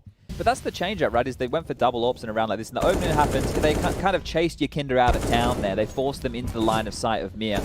And then James getting 1. If he got the double, then yeah, maybe a chance. But 1's not enough. And the A execute does actually pan on out. The double AWPs retained. Buster and James wielding those bad boys again. Same utility used in middle. You can just see how much crowd control utility there is from both teams. This lane area, very, very important here. And it's a huge battle between Yakinder and that of Magix every single time. I loved the boost opening they managed to find onto Yakinder, but since then he's continued to mix it up, and he's actively trying to catch anyone ratting the smoke. He's brave enough to fight mid. Oh, and Mir does go down. No trade available despite Chopper being oh so close. The setup is broken. VP converting. It's Magix trying to give them something to hold on to, but already 70 seconds for Dexter, and his barrel's about to betray him. Hello. Guys, I think he's B. Oh, he's so locked. Coming through T-spawn as well here. Kick it. Gonna start making as he picks up the bomb. Oh, he didn't hear him. He didn't hear him. Oh. What are you going to do? Nowhere to go, nowhere to run, nowhere to hide. I love that from Yakinder as well. The idea of Weedy being behind those smokes and then picking out towards middle and having Jame there as the safety net, right? Jame in cave with the AWP. If you want to try and chase Yakinder or you want to try and take cave where he just evacuated, you have to get through the AWP. So this is great. 8-1. Interestingly enough, in the RMR, to qualify for this one, they played Inferno, Dust 2, and Overpass, finding Overpass as the second. Ancient is the only mix-up. Which RMR was that one? That was the Starladder CIS RMR. They had one extra one to everybody else, didn't they? Yes. But it was a full 3-map series, and Spirit won. Yeah, I think here, like, obviously, we've spoken about it a bit, and it is a massive story, right? We can only dissect the VP that we have in the server now and cross-reference that with the VP that we know. And the thing is, I don't think, I mentioned it already, no one's going to argue that Flit isn't a firepower upgrade compared to Sanji. That we can all agree. It just was going to be the approach of VP in their game, and you're already seeing some differences here. One of the things I thought that might play in their favor is the honeymoon phase, right? Somebody comes in, you get a new vibe, right? You get that freshness, and you know, you don't feel as bad when things go wrong because you know it's a newer team, and if you can catch fire, you can catch some confidence. Maybe they can run with it here. They didn't have the hardest of times in the best of ones. FaZe in the best of 3 didn't go great. This would be a great way for them just to get through straight into that legend stage with the 2-0. There's a full mid-control util set for you. You'll see Donut, Red, Smoked, Lane, of course, a threat. That potential to be picked from the ledge. One of the players has got that in their flight path. And whoa, look at the aggression. There's some speed to this. The trades favor the CTs for now. VP continue to line up headshots. Yakinder actually disrespecting that mid-smoke to contribute with the 1. Dexter down. But this is a competitive round. Buster, I can't believe you're opting for that close quarter angle. Is this a shotgun or an ult, mate? It's a shotgun. And he's looked the wrong way, really starting to look like a second potentially on the cards. Jame with a miss. Chopper pulling his team into their second round of play. Yikes. That's a slip up. That's the first banana skin we've seen from VP. Is Flick going to give this a crack? It looks like he's having at least a look. SDY likely to peek on the sound cue here. Oh! Almost onto Chopper there, but you have to question what Buster was thinking. That death secured the round. Yeah, but can you explain it? I can't. No, okay. If he's concerned about long and he wants to hold on to one of the two, yeah, okay. But anyway, regardless, Team Spirit have been able to grab their second round. Now, one more round required here against a bit of a broken buy of VP. It's a deagle for Buster. The rest have got rifles, but util, light, and no defuse kits in the mix. So they managed their finances pretty well there. It's still threatening. Jame on his AWP. Yakinda's up close. It's very quick from Dexter. What an entry. Just like that, the close corner. No better weapon for the job to clear it, and he's ready for more. Trying to track on the cross, a wide swing, gets him close. Buster now neutralized, and this one's falling apart. It's only that rifle from Flit. James in a prime position to contribute further, and there's Chopper, loves the wallbang, looking for it. He's been met by Mir, a nice late arrival. And that's the round. Spirit finding their foot here. We're going to finish it off there as well. Some great aggression out of Dexter there, 3 for him in the round. And that's when that more pacey, more direct approach from Spirit looks good, right? When they don't just get denied and the trades don't fall against them. They get the opening, get the follow-throughs, apply so much pressure. VP scampering on over to try and lock things down, but it was already lost. And now their finances too.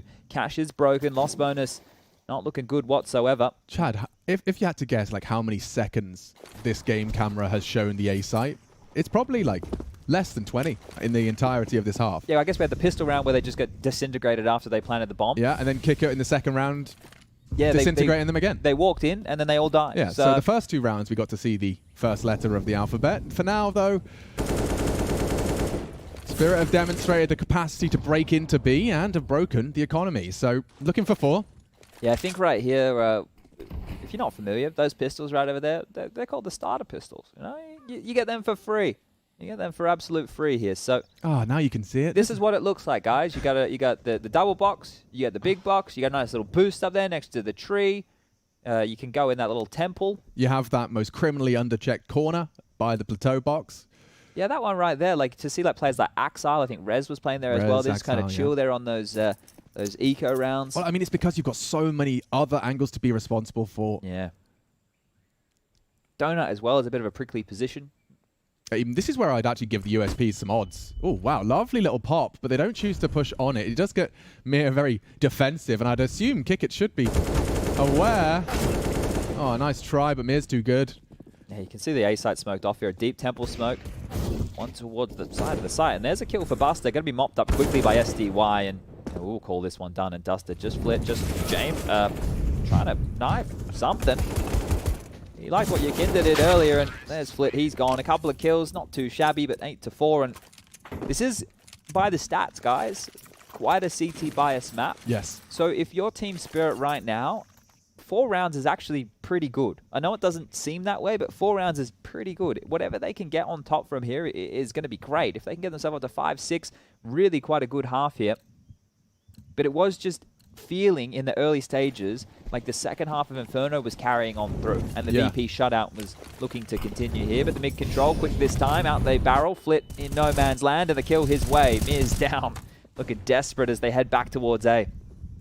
That was hyper aggressive from Mir. And James jumping for info. It's unlikely he'll be able to get the smoke down before. Yeah, weapons equipped now. Get some info. A passive jump for it. Ready to extinguish. This is interesting now. Do they commit? You kind of, I was going to say have to. Flit will hear the retreat.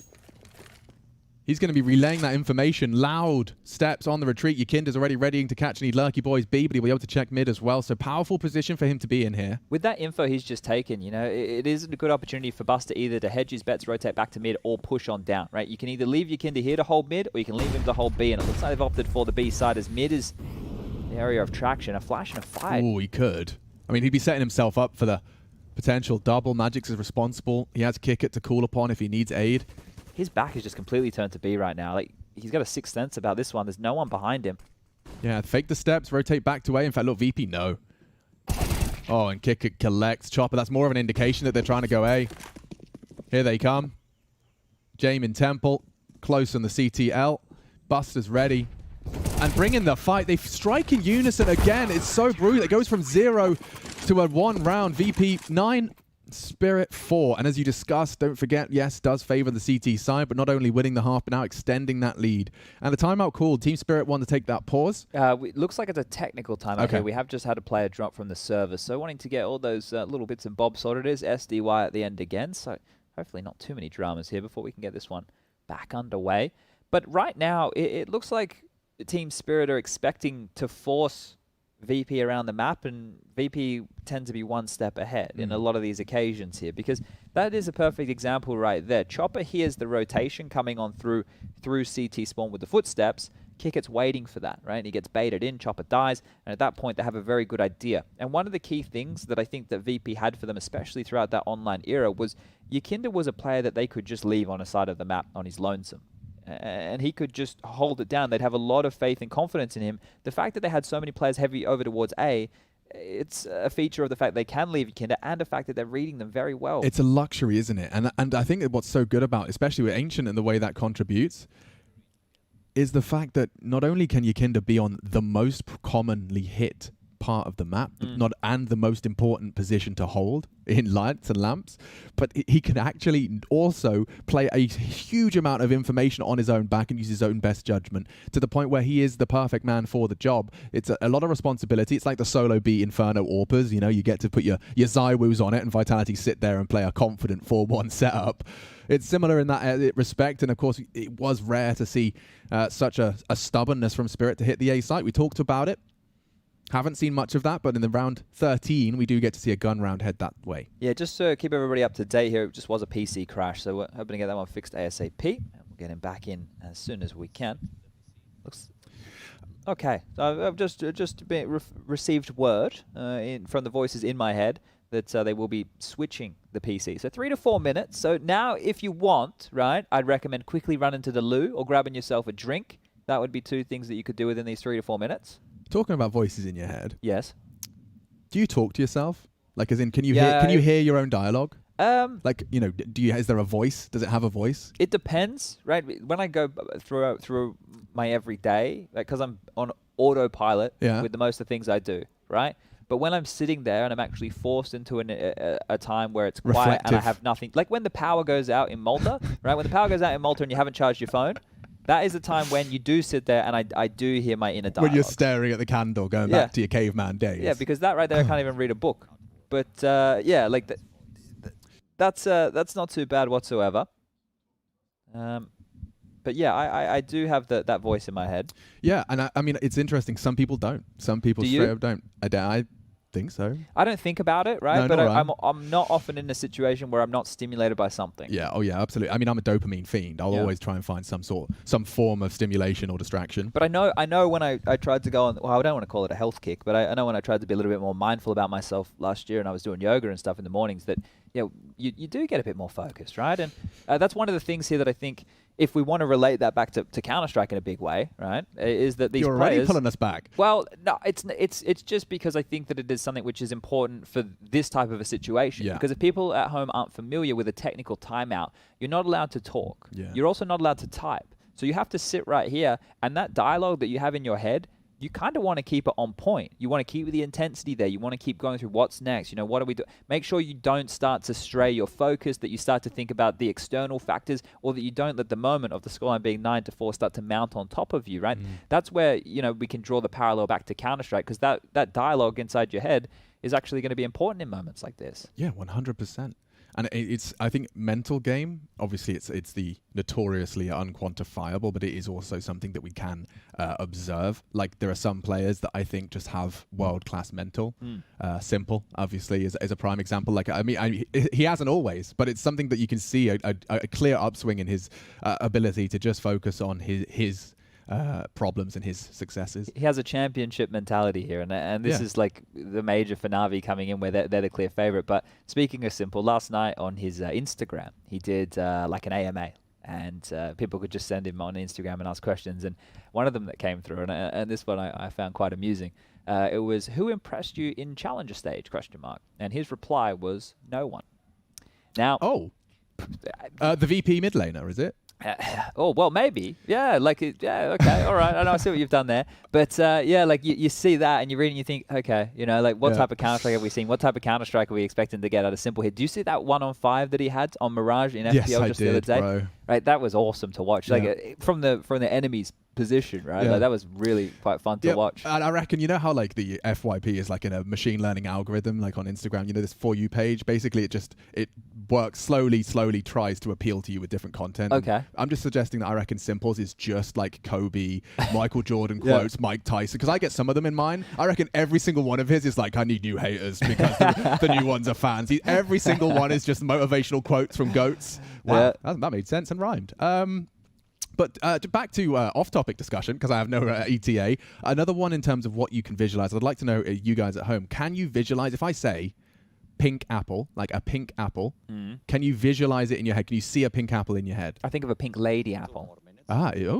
So I can actually straight up see like a full 3D render of a like bright pink apple. It's got like a maybe a cyan core, like it's different colors as you take a bite. You can't visualize that? No. You see? How interesting.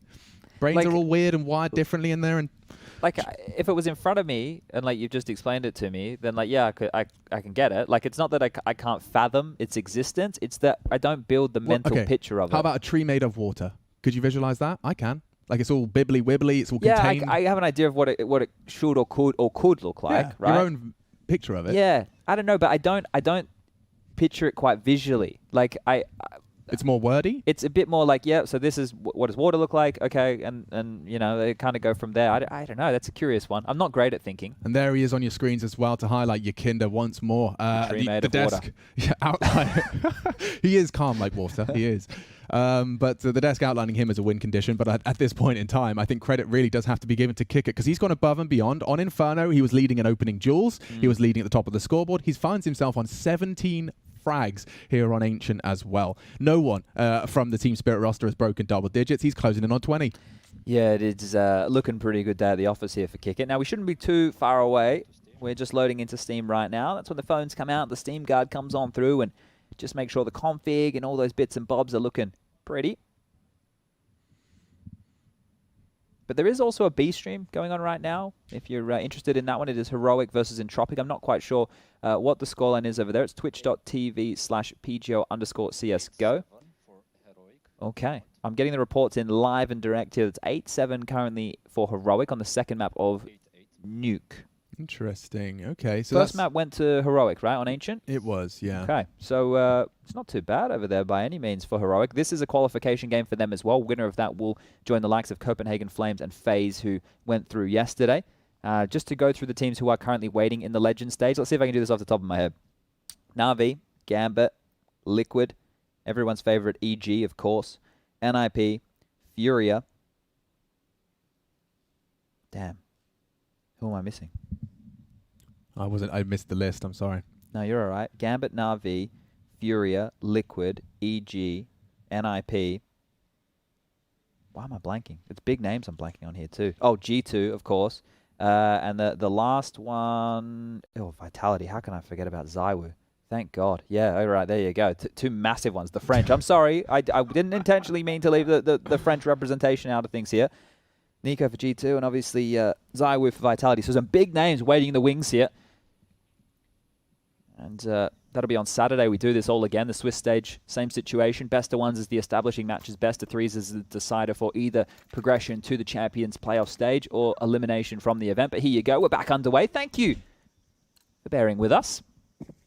And to kind of get you back into the frame of mind for this half, it was very much one-way traffic. Spirit unable to post a single round on the second half of Inferno, and it took him a while to get started here on Ancient. But Dexter, starting as he means to go on.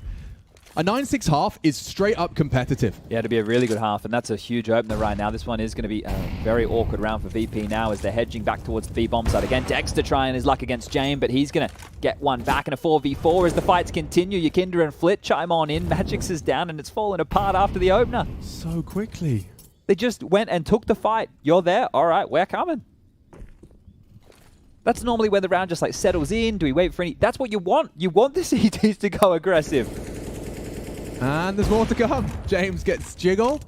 No real stress yet. Mir, however, has just called the A site pretty damn wide open. He's cleared the big box. Kickit even concerned about middle, so it's the timing. It's a potential timing, exactly. James been summoned. Kickit wants back up, and the smoke will confirm his suspicions back to the temple.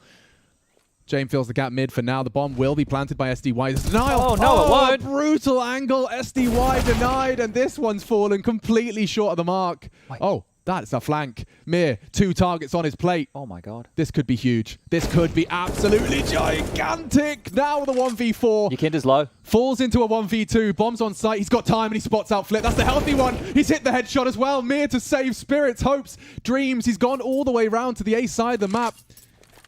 Yikinda could catch him off here. It's about denying. He's playing the bomb. Yeah, makes sense. Will Mir fake? Oh, and he strikes. Yikinda denies. Mir with nearly another hero play. That's 2 now. 1 per map, where they could have been 2v4 on Inferno, 1v4 for him, Mir, and it comes down to the 1v1 again. Can't believe how far he's been able to slink into the back lines there. That was very good positioning, but it's all too little too late. This is how it started with the trade back onto Dexter. The nades coming on through, and Kickit denying the plant right there has thrown the round on its head. And that's the thing. Mir knew that Yikinda was somewhere over towards middle, but just wasn't ready for it. The low HP. Oof. And here we go. The last round. The buys in, the Tech 9s, the Galil, and Flit's about to fight. Yeah, he's so blind, and they may be too. I think they caught wind of him. They're chasing. James? James? Hey, brother. James. Could be a problem. Spirit, with just Tech 9s, have got a bigger advantage than they've been able to find with a full buy. Smoke's down. High flash. Flitz on the reload. The bomb surely going to be uncontested on this one. Look at all this util dump. They've got more to come as well. There's another couple of flashes of smoke. Zendry will not stop the bomb plant. SDY gets it down. Advantage Spirit. They have to make this 5. Shadow. Locked, loaded, ready to rock and or roll. A 2-on-2 now.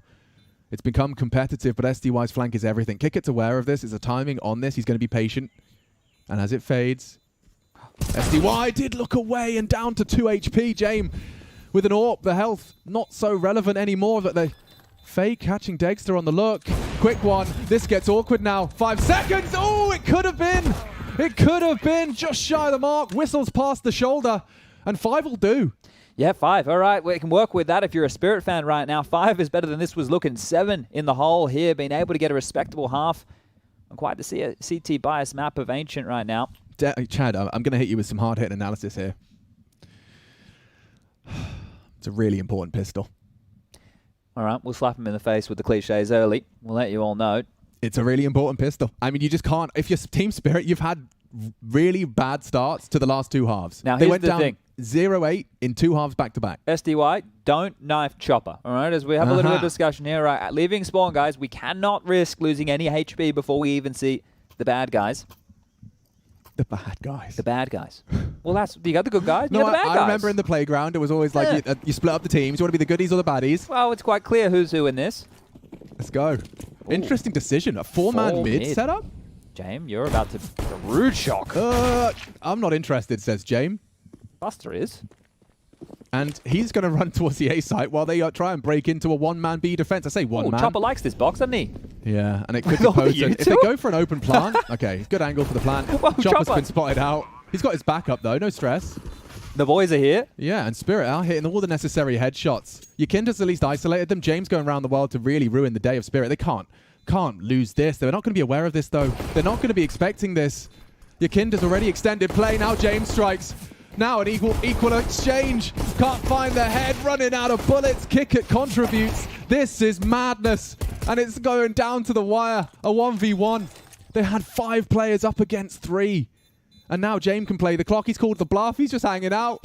Inspecting the cobbles. Tucks in. The clock is on his side. And the most important pistol for Spirit's hopes of a Legend stage run. Early. Denied. That's miserable. Look right now on the screen, just under James' toes was where the defuse kit was. So even for Mir to get the kit and have any chance in that, he would have had to have gone through James regardless. Like, it looked like it should have been Team Spirit's round. And the reaction of conceding a disadvantage and still having the guts to go all the way A. If anything, it works in two ways, because hopefully you're hoping Donut hears you and they over-rotate the wrong way, but it still leads to a beautiful flank. It's a massive risk, right? You bang on there. Like, it is a risk to take, but that was the round-winning flank. So the only way to get through a round like that was with a play that we just saw. And look at this. That's a 5-on-3 at this juncture. Kinder gets one back. James now throws the round to disrepute because they know the flank's coming, so they want to force the site fights to completely negate James from the round, but he still ends up winning it. And we say round winning. We have to also direct some credit to Kicker. He's on low HP, and again, he finds a double. He's got 22 frags. It's a great game from him so far, but look, this is going to be one of the last chances that Spirit have, and they've put all of the chips towards the center of the table here. It's going to be the Famous coming out for Mir.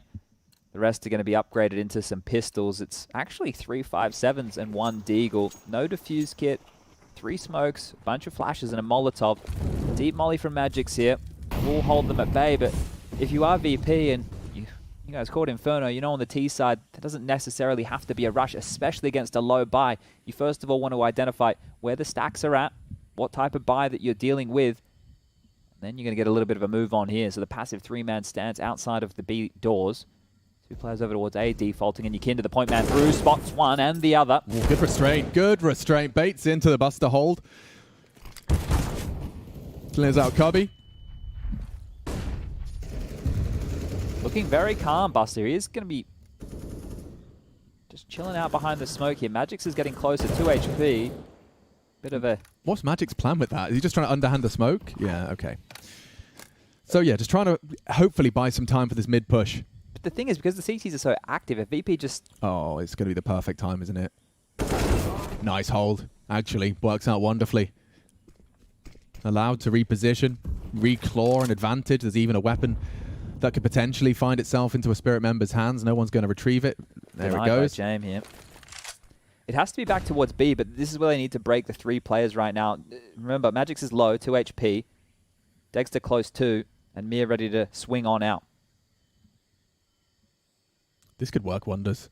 If Magic baits them, yes, and a frag as well. Can he get anything more done, though? He's lost his partner in crime, and he does take another head. The 2 HP Wonder Child delivers a competitive round for the boys of Spirit. A crucial one. Buster's not expecting Mir. And now only James. The molly will enable the plant. He has to disrespect it. That's fair play to Mir. He had a read of the situation. It would have enabled him to isolate some jewels, extend the finances of VP, and you can see what it's done to them. No plant, 1,400 in the bank accounts. It is going to be Spirit able to close the gap here. Yeah, VP can't even drop like AKs and Galuls across, so it is going to be an awkward looking purchase. There has been a scout bought for James, so Kickit will drop that across. He's going to get a Deagle back for his troubles here. Buster, he's... Okay, yeah, finally buying out a spawn. I was going to say maybe he's going to hold on to some extra cash just for something a bit fruity in the next round of play. Nice nade.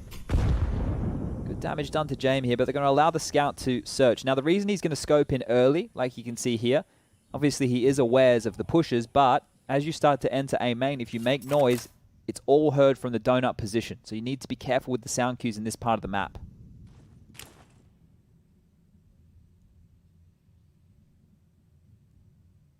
SDY's going to be careful with these jiggles. James quick. And the util. Ooh, he is quick about that. Quickly gets himself out of dodge, and Mir ready to do a lot of nade damage. Start counting that up. Does chip away at Flit and Yakinda. The patience on James, just struggling to track the quick head movements of SDY. Mir will clean house. And the gap begins to close. Both very low here. Let's call this 7. Now, we'll have to be the save for VP here. Team Spirit have a cushion right now. This should be the 8th round. You want to avoid as many deaths as possible. Make sure that they don't get that bomb down. And it looks like we have a bit of a timeout coming on through. SDY's the one not moving here just yet. So he's been having PC issues. He has. So maybe he just has to tidy up a couple of settings. You know, coming back in, maybe something just has been overlooked here. It was a change of a PC. You've got to worry about, you know, graphic settings on the desktop. You know, a lot of things you got to get right. Your point of precision. TeamSpeak. It always seems to like blow the new gen's mind when we're like, oh yeah, we use TeamSpeak. We don't use Discord. Yeah. Yeah. Yeah. Well, back in the day, we used to use bloody Ventrilo. And most of you probably don't even know what Ventrilo is. No.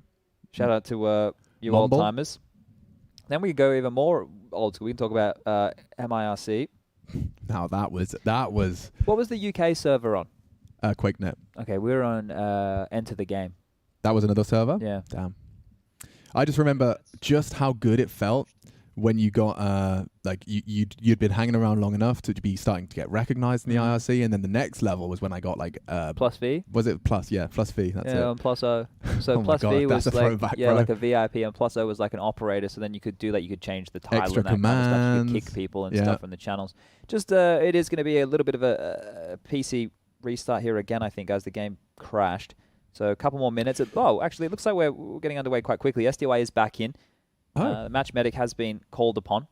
So Gonna have a quick look at that B stream as well. Let's have a little update as to how Heroic Entropic is going. Oh, it looks like you got a really competitive one over there. If you're interested, it's easy to find. It's PGL_CSGO.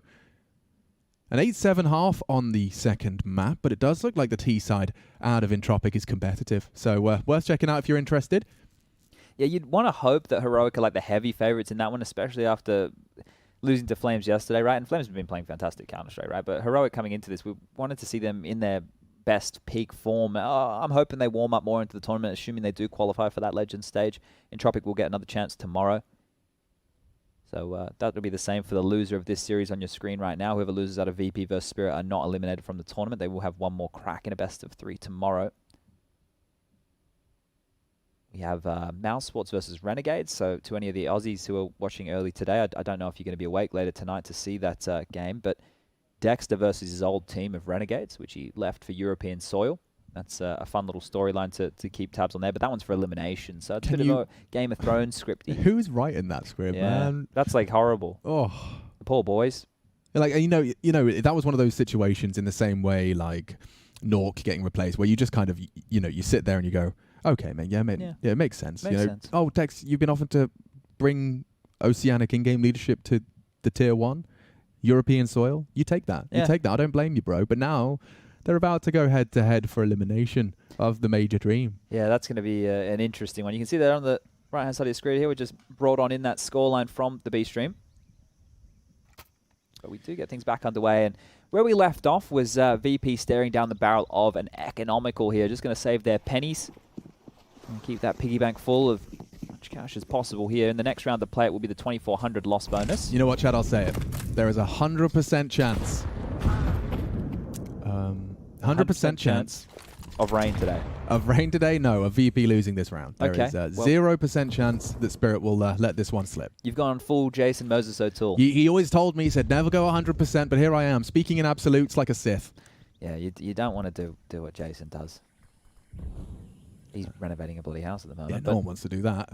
Faffing around with insulation, not my jam. he's got a couple of cute dogs, though, so we'll let him off the hook. But one of these rounds, when you are on a full eco, one of the best things that you can opt to do here is take the time to wait for the CT protocol utility, right? For them to lob out the smokes, the Molotovs, use their HEs, because all of that will need to be reinvested in the next round of play. That's going to keep that CT-sided economy relatively humbled. But on the other side of things, if Team Spirit don't throw out the nades, eventually you're going to have to put some bodies on the line here to keep them honest. Flip with a little bit of a wiggle, has a good idea that Temple is where they reside, stepping on in. SDY does go down. Dexter under pressure now. Okay, damage has been resolved.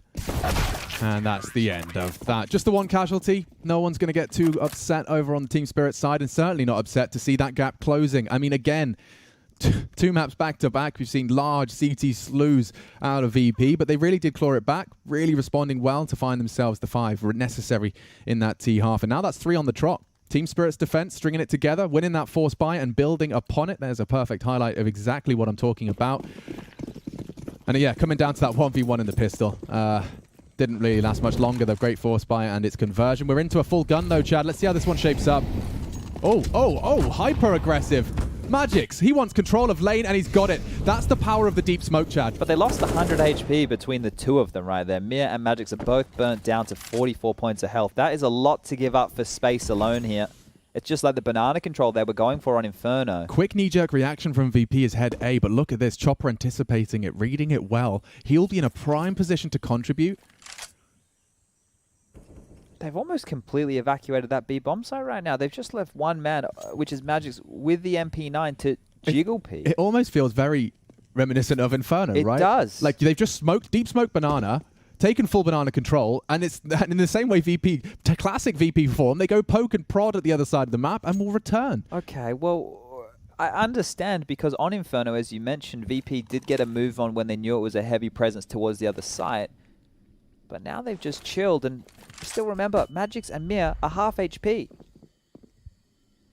Dexter's been summoned, trying to get his AWP into a prime position. He may be a bit late. That's aggressive. Magix catches him off guard. He took a chunk out of Buster too.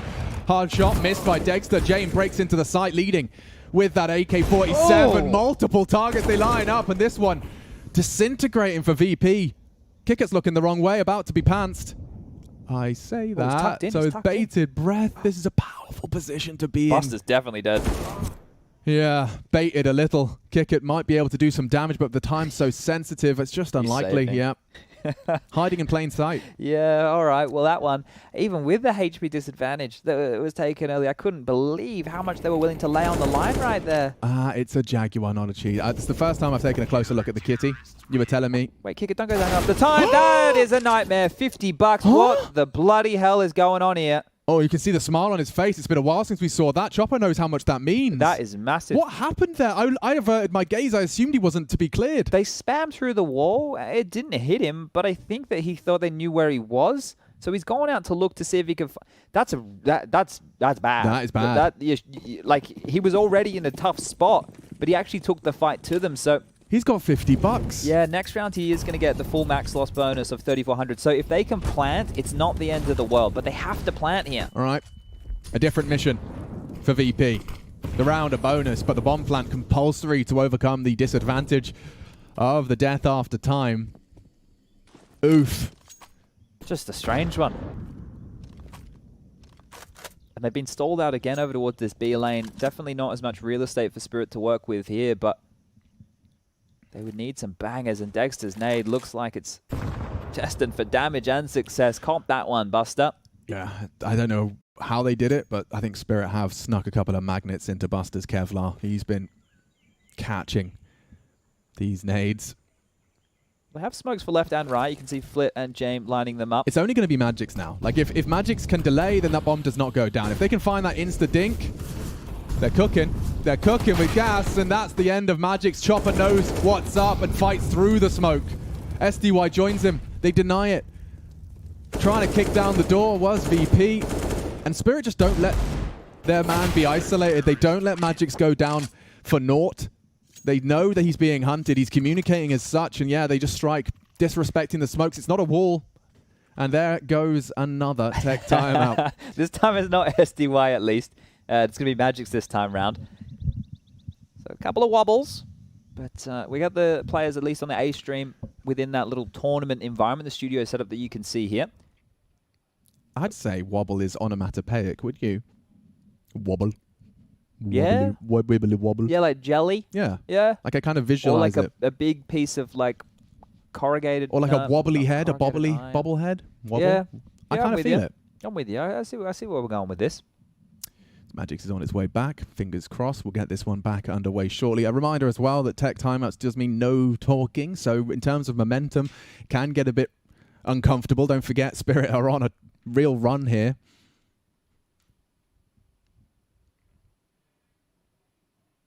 Big versus ENCE. Just having a look at today's matches is another massive game that I think is going to pop off today. I won't lie, I wasn't hugely impressed with Big, but then against Renegades, they did own them. That was dismantling right there. So hopefully we get that Big against ENCE today because Snappy and the boys have been looking good. The Movistar Riders versus Tyloo, that one's for elimination. And I don't know which side I would be willing to fall on that. I think that Tyloo definitely lack in terms of the experience in this type of a field. Yeah. And Astralis versus Pain, and that should be an Astralis victory. Should be. Certainly, unless the Astralis of day one somehow completely resurface. Yeah, look, you're hoping now that they have a bit more confidence in themselves. The God Sent win yesterday, it wasn't the cleanest, but it's still a win. So they have to remember who they are, right? They do. And I know what the desk was saying as well, that like had it pain, Godsend were given the luxury of facing Astralis after that terrible day in terms of, broken mental and potentials for comebacks. And, the way Anders was talking about it as well, he was bang on when he was describing that this was it was the most like brutal way to be losing the game for Godsend. Like every 2v2, every mid-round, every 3v3 was going the way of Astralis. But that's a confidence booster for them. We'll be talking about that later because we're back in, folks, and mixing it up off the back of the extended timeout. So YEKINDA's going to take contact on this. SDY dropping his util early. They can just respect that cut noise. Stay chill. YEKINDA's going to try and sell this as best he can. It's only SDY. Oof. Good util usage. He's been throwing it regularly, and they're just going to walk in. They're just going to walk in. He has to play retake. Oh, what the hell? A very blind kick it. And Chopper's caught another. YEKINDA's luck is gone. VP's members are gone, and they could lose another one here. The server might be gone as well here, Alex. Maybe we come back. Look at this. It's like ice skating. 5, 4, 3, 2, 1. Oh, in a minute, you reckon? Back. What do you think happens? I had a fun stat for you. I'll just tell you that instead. Well, I think Team Spirit are going to win this round. Fair cop. In a 5-on-3 it's situation. A fair cop. And hey! They did. But yeah, that brings us to another Team Spirit round. And VP, in the last 15 rounds of play across 2 halves, have posted just 4 rounds. It's a dramatic fall-off of their contributions. A drought. A very big one. And they're starting to forget what it felt like, the taste of victory, as this consecutive run from Team Spirit have not dropped a single defensive round since that force buy. Neither of these teams have had patterns on their T sides. And what I mean by that is they haven't established defaults, they haven't established what parts of map control they can take quite easily on their T sides. It has all just either been a little bit more pouncy or something that has been rushed. And now again, and this is in classic VP fashion, they've gone for a buy that is odd, right? It's max loss bonus territory. They will all be able to purchase next round. YEKINDA has purchased quite far down here. I think he dropped it. But yeah, it's wild to be going in that fashion, right? So they're making themselves competitive, but they're going A again. They are, and unfortunately, yeah.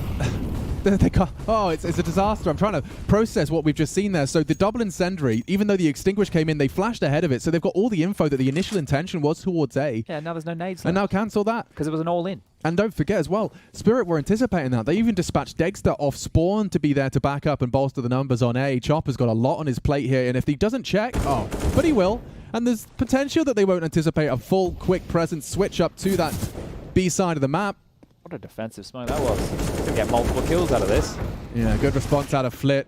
Buster still does the dirty work, but yeah, that bomb is loose. It's not stopping the duels go in the favor of VP. Okay, a 2-on-2. Now this one actually starts to get a little bit interesting here. What a recovery. Magic's got to be cautious. The crosshair was there, but he's quicker. YEKINDA down and out. And James ready to take that same space away. Magic's absent. He's taking some serious risks here. And if he can tuck in, not looking the right way. Magic's greets him with a bullet. Spirit take the lead. And you can see the belief starting to grow in the Team Spirit camp. Yeah, this is looking great now for a Team Spirit map pickup here. Now, the guns will finally come out for, I want to say everybody for VP, but based off of YEKINDA only having 3.7, it might have to be the Galil it is. And you never love to see him on that instead of the AK-47. But regardless, they have a buy. They have the AWP. But what is the approach? Because this A bomb site seems like it's a no-go zone, and they tried to go there an awful lot here. Way towards mid.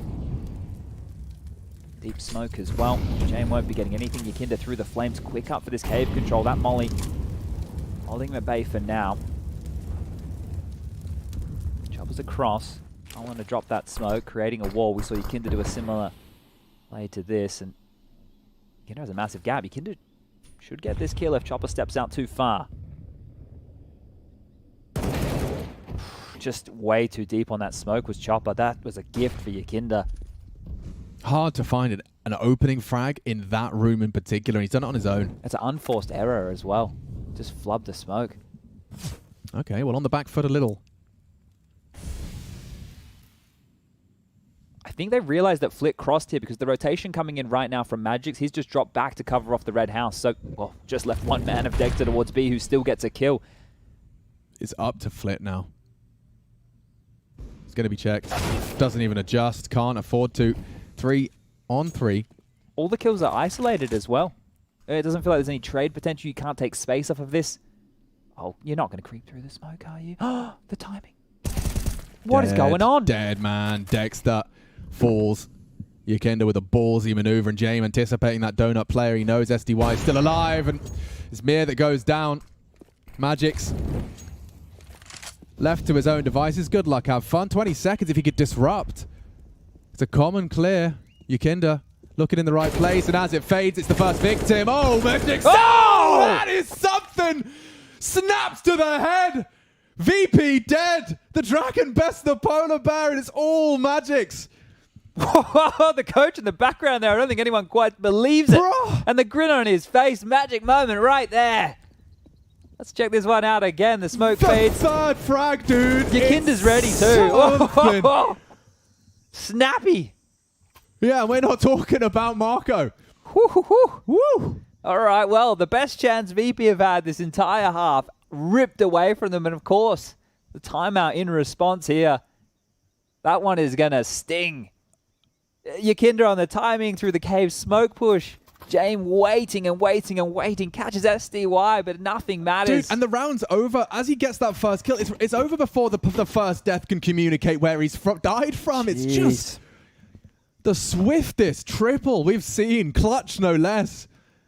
Magix is present, and that might be a gift indeed for Spirit to close out their map pick here. All right, well, now we're talking. That makes Overpass seem all that more juicy just around the corner. Now the third map in play, and well, the bomb didn't go down, so VP left with a rough one again. Couple of AKs, couple of Galils, the Tech 9, light util. The buy looking much better on the other side of things.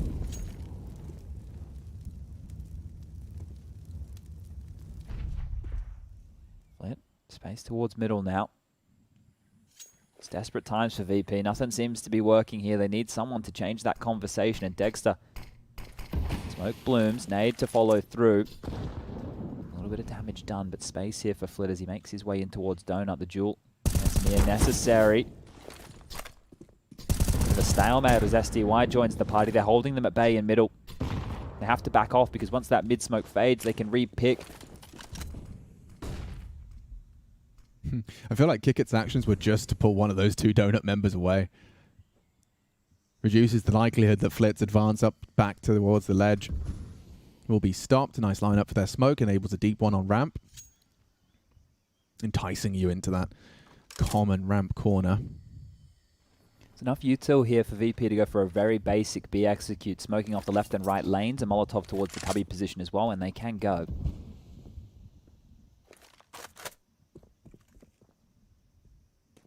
James gets to recover the smoke. He'll be throwing the full exec to enable 3 to commit with Flit from this bedroom.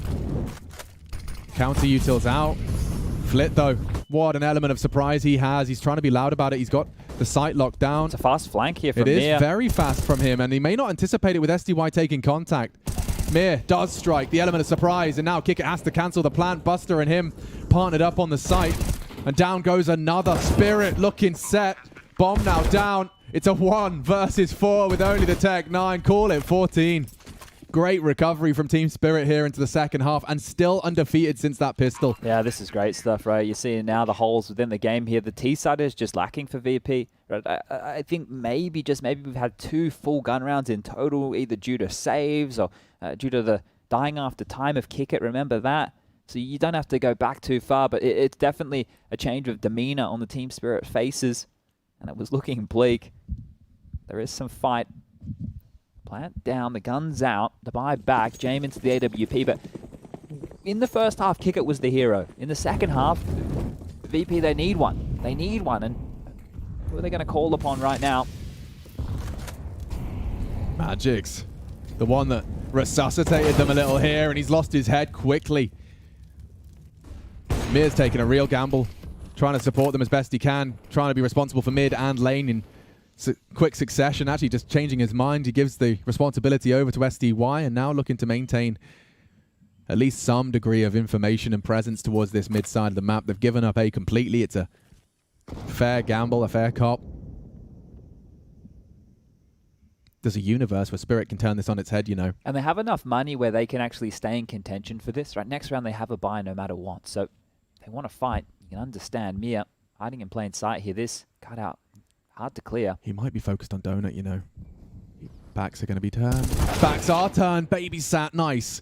Kick it. Locks it down. VP looking to actually break their silence here and post their second T round. Wait, the bomb's going back towards A. Yeah, Flit's got full temple control. Going to clear Look CT. where And SDY is. Chopper could catch him. SDY's going to hear this. That's the bomb. That's the bomb. Can't chase him down, but he will be quick on the flank. And if Yakinda doesn't hurry up... Oh, Yakinda hasn't hurried up. The bomb's loose. There's 30 seconds. He can try and lock this down. Look at the util, the smoke, the molly. The smoke's perfect. The smoke is absolutely perfect. And Chopper will contribute. James caught off. VP, this is a slip-up. Buster trying to bail him out. 15 seconds. Has SDY got it in him? Has he got it in him? First is great on the angle, adjusting into the second. He knows where Buster was. He's going to play the time. There is no time. SDY will hear him. He can run it down. Play the angles, play to survive, and Buster accepts defeat. Another clutch for Spirit. A 1 versus 3. And it's the clock that betrays them this time. Oh my God, nothing going right for VP here and everything falling in the favor of Team Spirit. I said, you know, they got the money to give it a crack like that, but I didn't think they would find the perfect opportunity. Not only was it Yakinda with the bomb, but it was the low HP as well. And then the util that he had left, the smoke and the molly still remaining in the back pocket. This drops. Look at the, that's, if you had a HE and a flash, it's not happening like this. The molly doesn't go down. They don't cut off one choke point. Huge stuff there, and you have to be broken right now mentally if you're VP. Start thinking about overpass because this one is done. You could even say it's over.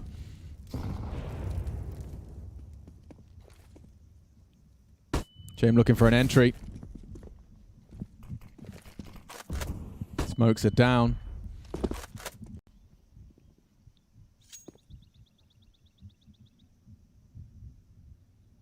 And Chad, nade check. I'm counting 3. A smoke, 2 flashes. Flit onto SDY's. Something to at least build the hopes of converting and returning to their winning ways. The hero of the previous. Shut down early. James does not give up. Yakinda's ahead of that.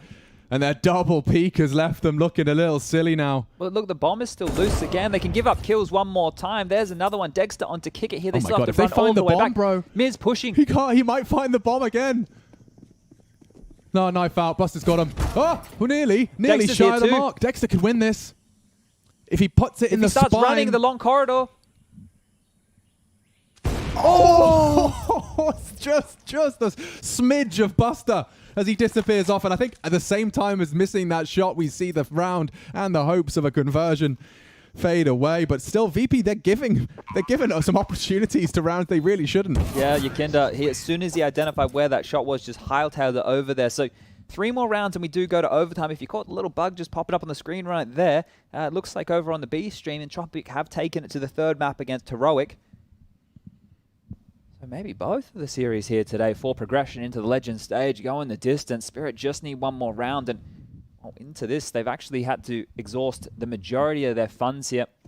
Magic's at the high end with 1.7 left. The rest of them looking like they're in a bit of a rough spot here. That's a cave smoke lobbed out to deny any early aggression. Over towards A, they want to try their luck again, VP. You've been destroyed over here time and time again. Surprising to see them return for more of the same. They're so noisy on this. It's going to be heard from Donut. Yeah, the rotation is very far away. Very far away. So it's still a 2-man defense right now. Mir desperate to contribute as best he can, but SDY's got his master plan. 2, as easy as that. A wild little gap for James. But SDY, you wouldn't. He wants answers. He's going to watch him to play the fade. James wise to his games, and SDY who still strikes. Pulling Spirit into the conversion here. A very bleak start for them into their map pick, but it has been nothing but a Spirit recovery. Magix was the one to really throw the final nail into the coffin of securing this. Just returning to A again. It hasn't worked at all, and they tried their luck 1 more time. It's rare to see anyone try something so aggressively loud towards the A halls, given the sound cues available. And Yakinda's one of the last players to fall. It will just be Buster. accepting his fate, thinking about overpass. Just got a matter of time written all over this one here. There's been a couple of magnificent clutches in this map, but this one is not likely whatsoever. Sub 30 seconds now.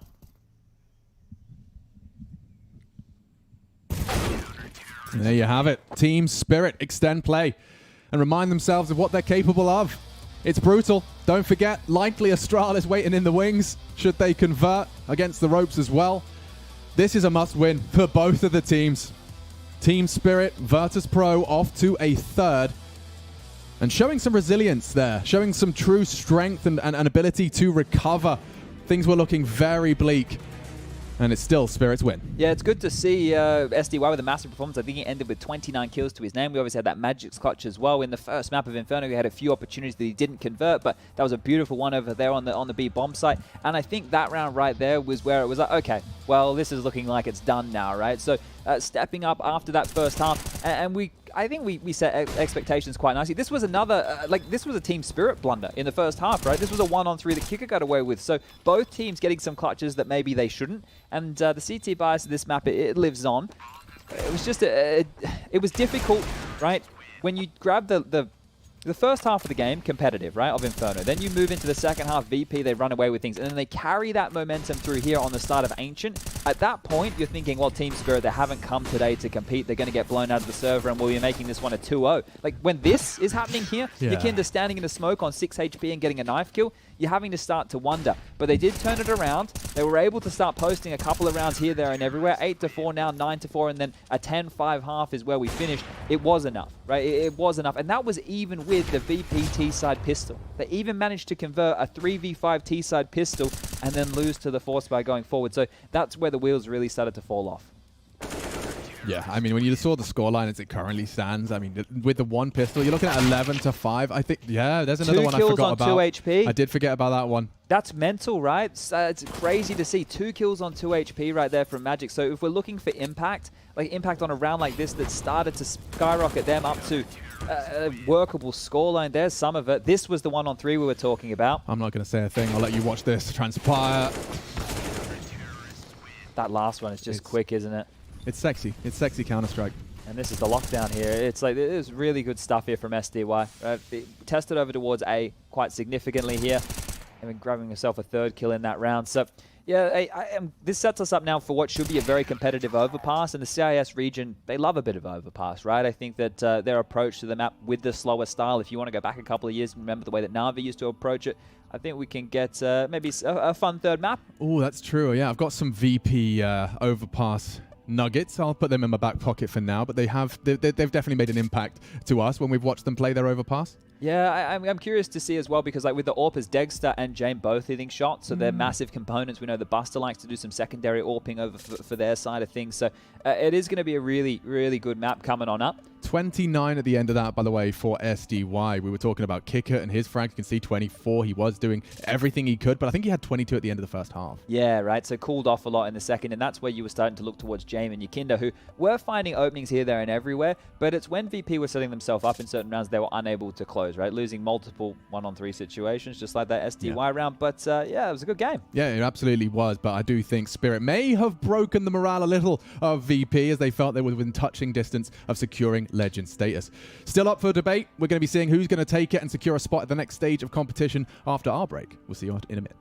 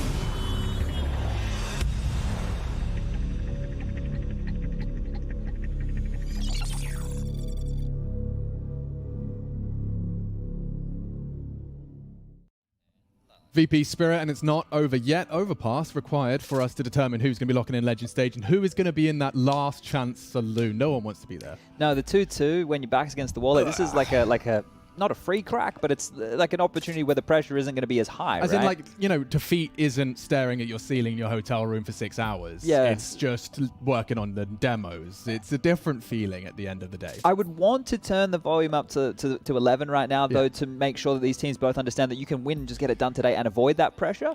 And it's done. Yeah, which you're going to be happy with, I would say. They get to join the likes of FaZe and Copenhagen Flames have already made it through. And obviously we have Heroic taking on Entropic right now. And they're on the third map, which is going to be Mirage, which is actually probably going to be a bit of a banger, I would say. Heroic, they're not offering up that top tier yet. I think they're still warming into things.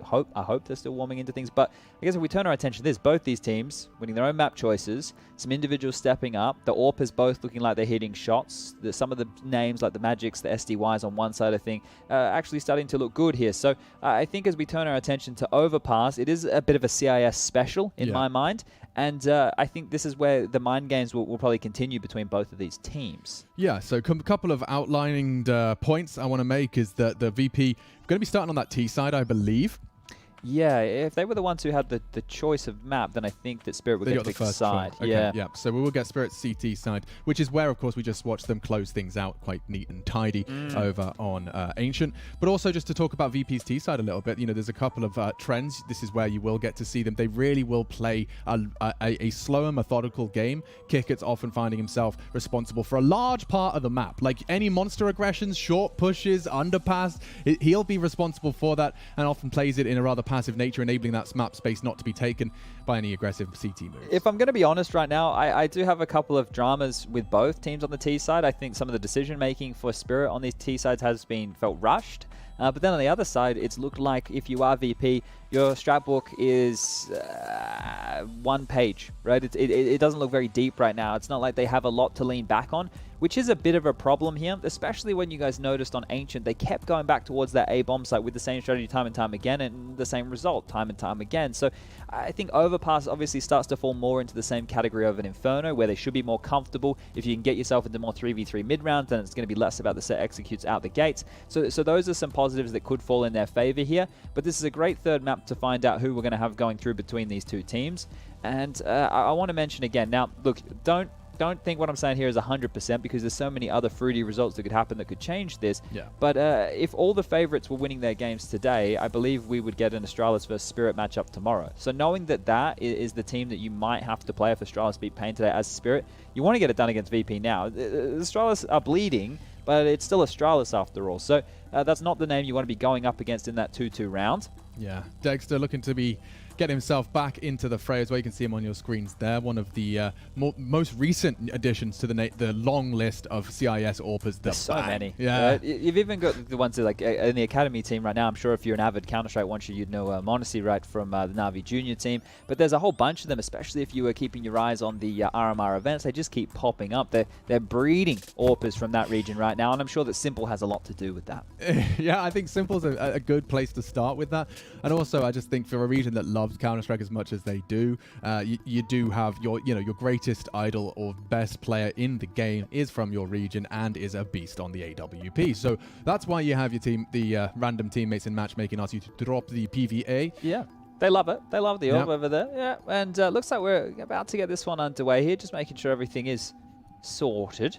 We did have a few tech issues, if you were with us, mainly on the Spirit side. SDY's PC causing him some dramas, but didn't apparently matter because he still managed 29 kills within that map here. So the drama's not getting to him. And maybe if you are a really, really new viewer to Counter-Strike and you're thinking, why do they have a headset over their head and some in-ears in their ears? Well, the headset over the top is the noise cancelling, and the in-ears going on, that's where they're actually getting the sound of the game, right? So I know we've had that question a couple of times here. Might want to get everybody familiar with that one. Yeah, and actually, interestingly enough, I believe this is a new, the new active cancellation headset where they've attempted to give you good quality game sound without the in-ears. So is this Frederick's? This is Frederick Biscoff's work. Yeah. Oh, okay. So I don't have the name off the tip of my tongue, but I do know about it. Is that that there is actually a a quote unquote good quality sound being actually pumped into that as opposed to your helicopter kind of radio style. All right.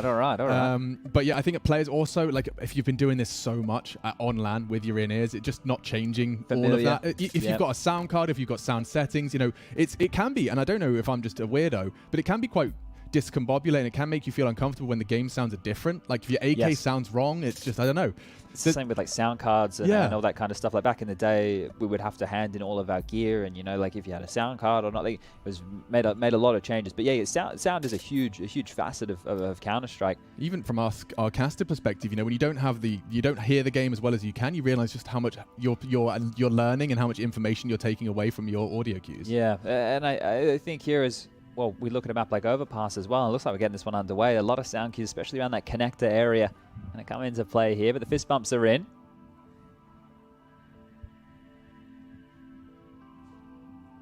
Dustan peering around, just checking what's going on. Maybe we aren't jumping in as quickly as I thought. Genuine question, though. Do you reckon if dragons were real... Or sorry, when dragons were real. Yep. Who would win in a fight, polar bear or dragon? Oh, dragon, definitely. Every time? I don't think a polar bear would be anywhere near the size. If it's a polar bear from back when dragons may have existed, then they're probably much bigger than today's polar bears.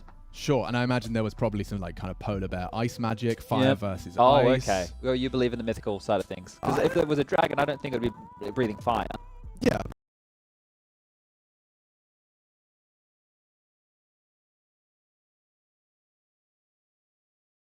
To just create like glaciers and ice walls, and that's the end of my weird brain. Well, let's focus on the Counter-Strike because I'm seeing fist bumps on both sides. But it's like false start fist bumps. That's like the third row of fist bumps that we've had.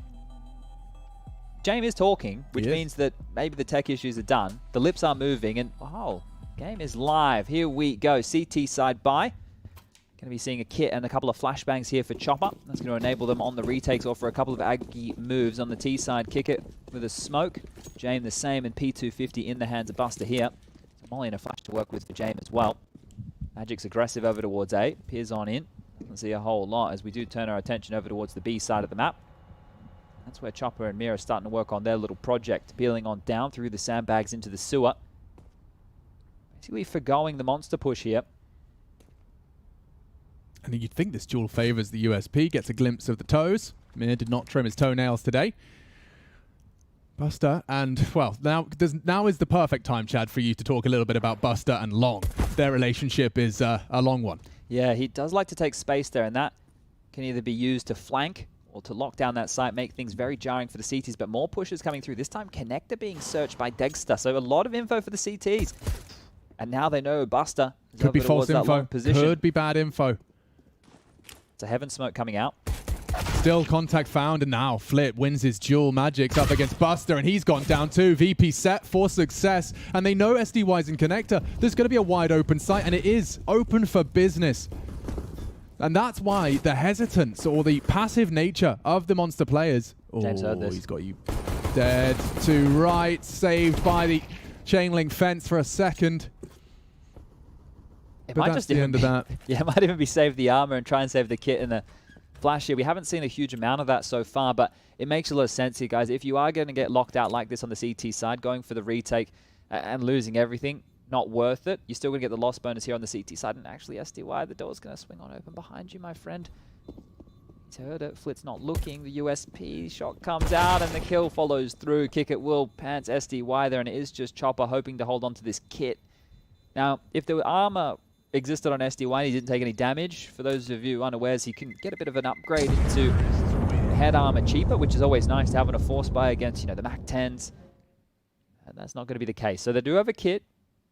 That might come into play here. But this is how it started. So a good one from Flit there on Tamir. That was a constant little jostle. Magic's trying to search back that space. And you can see all the fights here again, one at a time. That seems to be the theme of the day here. Isolated duels, the trade potential not there. And the force buy is through. So Degster will find himself with a scout. The rest are going to be upgrading into pistols. And they really seem to like the 5.7. We knew that there was going to be some people moving away from the Deagle with the close range nerf. Also, guess gives you an extra flash, and you're typically your armor Kevin smoke. Armor Kevin smoke? Armor Deegan smoke. You get yourself a flashbang as well for the cheaper pistol. They like this smoke fade here, but Kickit's passive line means he's likely aware. He's been ready for this. He's been set up for this, and that's the crosshair placement of a god. Magic, just the tip of the head showing. Trims his luscious blonde locks. Well, that's enough to get their bags packed and head over towards the A bomb site here. Quite the quick rotation, but VirtusPro, well, they're heading over towards B. So Team Spirit gambling incorrectly here. Chopper, as he starts to search over towards A, is going to see that there is nobody home. And what's likely to happen here if VirtusPro make their way into the B bomb site before the information is netted? Maybe there it is. They're going to rotate back on over, so they will be able to contest this. I thought it was likely to see just the save of these upgraded pistols, but they can jump on in and fight. Dexter will have to jump out of the heaven position.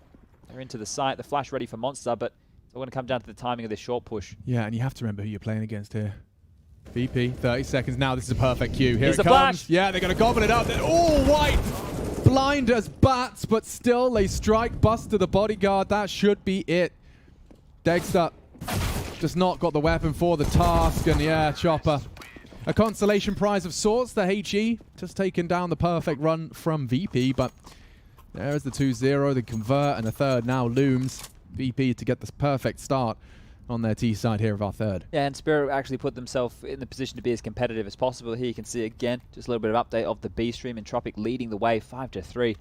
Would be mental for Heroic not to get through there. They had Copenhagen Flames, and now they had Entropic. And those were the two teams they had to get through to make their way to the Legends stage. Look, I'm not saying those teams are slouches. They're here, but they're teams that the Heroic that we all know and love should be beating. Into B we go again. A nice courtesy of VP just to speed on into the site, get their answers quickly. They'll confirm that the site is theirs. They know there was a silly stack somewhere that they didn't walk into. They didn't step on the landmine. All good. And 3-0. I guess in terms of priorities, what are you doing now if you're Spirit? You want to avoid the Mac 10? You don't have to die, right? You literally don't have to die. It'd be nice to maybe get a couple of kills just to force reinvestment, but it's also great to, as you mentioned, to avoid the Mac 10 just so you don't... Here we go. Here's a fun little tank that they're setting up just with these USPs stacking on each other's heads. So finding a couple of naughty little angles. But yeah, you're happy just to lay down your guns here. Because if you VP, we can run a bonus round with this. It's unlikely there's going to be a whole lot of head armor on the other side for Spirit. So you could do something a little bit faster through connector, do a B hit with the Mac 10s. There's lots of opportunities. If you would like, you can even get Jame into the AWP that can be dropped across from your Kinder. He's going to have so much cash after this once the bomb goes off. All right, well, an immaculate round. Peace treaty signed. You wonder how many bullets were even fired in that one right there. Couldn't be a whole lot. But that's one of the easiest rounds you'll see in a while. Does look like Jame 6k. Does get out the AWP. Yeah, spawn check on Dexter. It's not bad for the B side of the map, but he can see his intentions are clear. Whipping out his AWP and Jame equipped as well. This is one of the most enjoyable maps for a CT-sided AWPer to ply his trade. Yeah, so many fallback angles for sure. Through the molly, Jame goes, the extinguish to help him on out there, and they didn't stay with the Mac 10s here. Full rifle buy here from VP, just to note. Don't want to rock that bonus whatsoever. And find the passive stance to A early. Now we're talking about the fallback lines that you would see traditionally. Maybe a bit of a smoke over towards the front of party, jump up, take a pot shot, move back to bathrooms, play from divider. Well, they've started from divider here, Dexter and SDY, and there's a timer on this eventually. And about now, you'll have to start to get a bit of a wriggle on to worry about this long walk, and your Kinder has taken so much space. We're looking at a minute 15 on the clock. He's already walked all the way up. Absolutely no contact here whatsoever. Traditionally, a B rotator would come back over to deal with one of the two positions, but they're going to be stuck right now. Your Kinder's about to swing on out. Yeah, the timing of this could be perfect. I don't think SDY is anticipating a fight like this. He does deal with it. That's round defining, and it wasn't Buster. So perhaps bad info if they do assume it's clear when the contact's found on B. He could get the dankest of flanks. A hard clear required if they wanted to answer that question, but no, SDY averts his gaze, and Buster has an inkling. The jump peek. Ah, there you are. The balaclava spotted. Buster booked, and SDY has saved Team Spirit here. That's huge. SDY's having a game. Had a fantastic ancient, now early impact felt. That's his first 2 kills. Limping in now are the remaining 3. Oof, well, he's flashed off. Magic's spotted out on the sandbags. He's hard committed to that. He has got What's your favorite four-letter word, Alex? Kill? No, save. Oh. Quite the opposite to kill here in this scenario. So, VP don't want to take any risks right now. Don't want to lose the extra investments they made at playing the long game. We'll concede this one to the 2 kills of SDY. And good awareness. You know, that looked like it was Yakinda's. You could just see at the quickness they were doing that. That window, that imaginary window of timing that comes on through, peer around the corner. A lot of players, right, in that situation would jiggle for the longer peak, but he's jiggled for the close peak, exactly like that. So, very good stuff. Yeah, and the presence of mind as well to consider the second. Well, you're right when you said it wasn't Buster. That's what they're thinking too. It wasn't the usual suspect here. So, crossing the T's, dotting the I's, the prep pays off in a big way, but back we go. This time Dexter more aggressive. The flash enough to deter him. Not sticking around, not going to actively contest for it, and I think a component of that is that SDY is busy right now. He's got the loud flit in the underpass, keeping his attention drawn elsewhere. Yakinda is partnered up once again, this time a threesome. And run boosting long early, very early. James can peek behind it as the crosshairs are drawn, but no one's home. And you can see they're rejigging. They know what's up. By they, of course, referring to Team Spirit. SDY once again in retrieval of that. He could be caught out had he continued to jump for that intel, but it seems actually they're willing to take a bit of a gamble here. Interesting. This is actually a huge gamble. They've put so much pressure on Dexter here, and VP are one of these teams who really do have an affinity for using long. A lot of other teams either just do B hits or go for bathroom walks. And Dexter, he gets a chance, but he's about to be swung on from behind. Here's Yakinda again. He's got no help, and he's not even addressing the possibility. Whoa! Okay, SDY again, somehow saving the boys. Dexter can't believe his luck, and he gets to contribute at least a little more. SDY humbled. Bomb long, rotate on, Dexter down, and this surely is VP back to their winning ways. Magix and Mir giving it a good go. It's a flash. He's through. Spotted out, admittedly. Buster and James still lingering on the site, and now it's all on to Mir, and he's had a chunk bitten out of him from Buster. Leaves him very susceptible to just a single bullet. And James doesn't miss those. VP, great response, and almost a similar call. Not deterred by the successes of SDY previous. Yeah, they find the success through long, and you have to be just scratching your head if you're Yakinda. You're thinking, I'm getting away with all this space, I'm getting the timings right, and I'm still not winning these fights. But luckily this time around, Buster gets 2, right? He got Chopper, and then he took down that of SDY. And you can see how much of a difficult position that puts somebody like Dexter in. So that is the shot there onto Chopper, and a great one onto SDY. Blistering stuff from Buster there, even got himself a 3rd. You can see a timeout has been called. This one will be a VP timeout, surprisingly, here. Now, it is unusual to see, you know, after winning a round to go for this, but if they can set themselves up in a strong position with another good call, they can break any money that Team Spirit have going forward. And you can see, as part of this buy, Chopper has already had to go down to an MP9. Dexter gets his big green. The rest have the rifles, and they've all gone for one of their own. Yeah, Yakinda's had some incredible opening kill stats over the course of this major. So far, of course, we just saw those 2 attempts fall flat. 3rd map, everything to play for. And the CTs are ready to rock and or roll. MP9, a sacrifice willing to make.